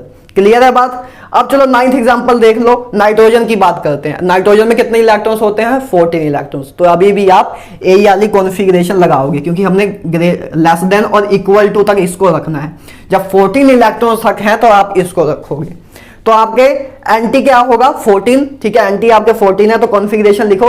तो देखो कॉन्फ़िगरेशन सिंपल है, देखो हमने पहले 12 इलेक्ट्रॉन तक तो कार्बन की फिलिंग की हुई थी, तो आप वैसे भी इधर भी नाइट्रोजन के केस में भी पहले 12 इलेक्ट्रॉन तो ऐसे ही फिल करोगे कि आपने σ1s2 फिल किया, σ*1s, σ2s, σ*2s, π2p, अब इसको आप 2 ऐसे 1 + 1 की जगह आप 2 भी लिख सकते हो, कोई दिक्कत नहीं हो, तो बस मैंने समझाने के लिए लिखा था, ठीक है। तो ऐसे भी आगे लिखा आपने, उसके आपने कितने इलेक्ट्रॉन फिल हो गए 1 2 3 4 5 6, तो 6 × 2 12 इलेक्ट्रॉन्स फिल हो गए आपके, 12 फिल हो गए, 2 इलेक्ट्रॉन बचे तो 2 अभी इधर फिल हो जाएंगे, 2 आपके इधर फिल हो जाएंगे, तो इधर आपकी बस इधर आपकी कॉन्फ़िगरेशन खत्म हो जाएगी। 14 इलेक्ट्रॉन्स आपने फिल कर दिए, तो आपकी कॉन्फ़िगरेशन σ2pz पे आके σ2pz² मतलब z⁻2 पे आके खत्म हो जाएगी। तो ये आपकी किसकी नाइट्रोजन की कॉन्फ़िगरेशन आई, ये आपकी नाइट्रोजन की कॉन्फ़िगरेशन आई, क्या आई σ1s2 σ*1s2 σ2s2 σ*2s2 π2px2 π2py2 उसके बाद σ2pz, तो आपने 14 इलेक्ट्रॉन्स फिल कर दिए, कॉन्फ़िगरेशन खत्म। बॉन्ड ऑर्डर की बात करें तो 10 - 4 / 2, ठीक है। मैं सिंपल तरीके से बताऊंगा, ठीक है, वही वाला कि इसने इसका फैक्टर कैंसिल कर दिया, इसने इसको कैंसिल कर दिया, ठीक है, इतना कैंसिल हो गया, बस इतना कैंसिल हो गया, तो अब इतना ही चीज बची, ठीक है। तो अब देखो आपके बॉन्डिंग इलेक्ट्रॉन्स कितने हैं, बॉन्डिंग इलेक्ट्रॉन्स कितने हैं 6, तो 6 आपके बॉन्डिंग इलेक्ट्रॉन्स हैं, एंटी बॉन्डिंग कितने हैं 0, ठीक है। तो 6 माइनस 0 एंड देखो इन मतलब इन चारों ने तो अपना इफेक्ट कैंसिल कर दिया था ना, ये चारों ने तो अपना इफेक्ट कैंसिल कर दिया, बचे यही। तो आप चाहो तो टोटल भी कर सकते हो, आप जैसे आपको सही लगे कर लेना, मैं तो ऐसे ही करता हूं वैसे। 6 माइनस 0 डिवाइड बाई 2, क्योंकि बॉन्डिंग में कितने हैं 6, एंटी बॉन्डिंग कोई बचा ही नहीं, तो 0 डिवाइड बाई 2, तो 6/2 आपका क्या आया 3। तो आप ऐसे भी करते तो 3 आता, जैसे मर्जी कर सकते हो, ठीक है। मैं पर्सनली सिंपल कैलकुलेशन को ही फॉलो करता हूं, ठीक है ना। तो म्यू आया आपका इधर 0, म्यू क्यों 0 आया, क्योंकि कोई भी अनपेयर्ड इलेक्ट्रॉन नहीं है पूरी कॉन्फ़िगरेशन में। तो आप ये भी बोल सकते हो कि नाइट्रोजन जो है डाईमैग्नेटिक मॉलिक्यूल होता है, ठीक है, डाईमैग्नेटिक मॉलिक्यूल होता है। पैरामैग्नेटिक डाईमैग्नेटिक बताना तो बहुत ज्यादा इजी है। अब बात करें ऑक्सीजन मॉलिक्यूल की। अब देखो आपका ऑक्सीजन मॉलिक्यूल में कितने इलेक्ट्रॉन होते हैं 16। तो अब आपकी कॉन्फ़िगरेशन इस सिस्टम के अकॉर्डिंग लिखी जाएगी। बस छोटा सा एक फर्क आएगा, क्या फर्क मैंने आपको बताया था कि क्या होगा। अच्छा मैंने इसको इरेज कर दिया था, तो इसको लिख देते हैं फिर से π2px। अच्छा इधर तो सिग्मा 2p जाएगा, तो सिग्मा 2pz, तो सिग्मा 2pz आ गया आपका। तो सॉरी ये बीच में इरेज हो गया होगा। तो ये आपके पास अब आपको एक कॉन्फ़िगरेशन फिल करनी है, इसके अकॉर्डिंग आपको इस सिस्टम को फुलफिल करना है, इस सिस्टम के अकॉर्डिंग कॉन्फ़िगरेशन फिल करनी है। इन दोनों सिस्टम में बस सिंपल सा फर्क क्या था, दोनों में सिंपल सा फर्क इतना ही था। अब इसको मैं इरेज कर देता हूं, है ना। तो एक मिनट, तो इन दोनों सिस्टम में फर्क क्या था, बस इस सिस्टम में क्या होता, इस सिस्टम की कॉन्फ़िगरेशन में फर्क क्या था। तो अच्छा इस पर पाई रह गया था। तो इन दोनों के सिस्टम में फर्क क्या था, बस हमने इस सिग्मा 2pz को उठा के बस इधर लिख देना था, दैट सिंपल। ये चीज मैं आपको बता चुका हूं। तो बस ये आपके सिस्टम ए बन गया, बाकी सब कुछ वैसे ही रहता। बस ये जो सिग्मा 2pz है इसकी पोजीशन इधर से उठा के बस इधर कर देनी थी। तो बस उसके बाद आप ऑक्सीजन की कॉन्फ़िगरेशन लिख देना, ठीक है। तो इसकी कॉन्फ़िगरेशन क्या आएगी, सिग्मा 1, देखो बस इसके अकॉर्डिंग फिल कर रहे हैं। पहले हमने 2 इलेक्ट्रॉन इधर फिल किए, 2 करते जाओ, बस 16 इलेक्ट्रॉन आपको फिल करने हैं, 16 इलेक्ट्रॉन करने हैं। तो कितने आपने कर दिए 10 तक तो कर दिए, है ना। 2 + 2 4, 4 + 6 8 10, तो आपने 10 तक कर दिए। 10 के आगे इधर 1 किया, इधर 1 किया, तो 11 12, ठीक है 12 हो गए। 13 आगे एक और किया 14, तो आपने 14 कर दिए। अब रह गया 16, 14 कर दिए, उसके बाद 15 16, तो आपकी एक कॉन्फ़िगरेशन आ जाएगी। तो आपने 16 इलेक्ट्रॉन फिल कर दिए, पहले आपने 10 इधर कर दिए, उसके बाद 10 इधर कर दिया, तो पहले एक इधर किया, तो आपका कितना हुआ 11, फिर 12, फिर आपने 13, फिर 14 इलेक्ट्रॉन फिल हो गए। तो इधर तो 2, इधर हम 2 भी लिख सकते हैं, ठीक है। तो बस मैं आपको बता रहा था कि स्टेप टू स्टेप चलना है, ऐसे जल्दबाजी ना कर देना। तो 2 इधर कर दिए, उसका इधर 1 पहले करेंगे, तो इधर ही आपके 16 इलेक्ट्रॉन कंप्लीटली फिल हो गए।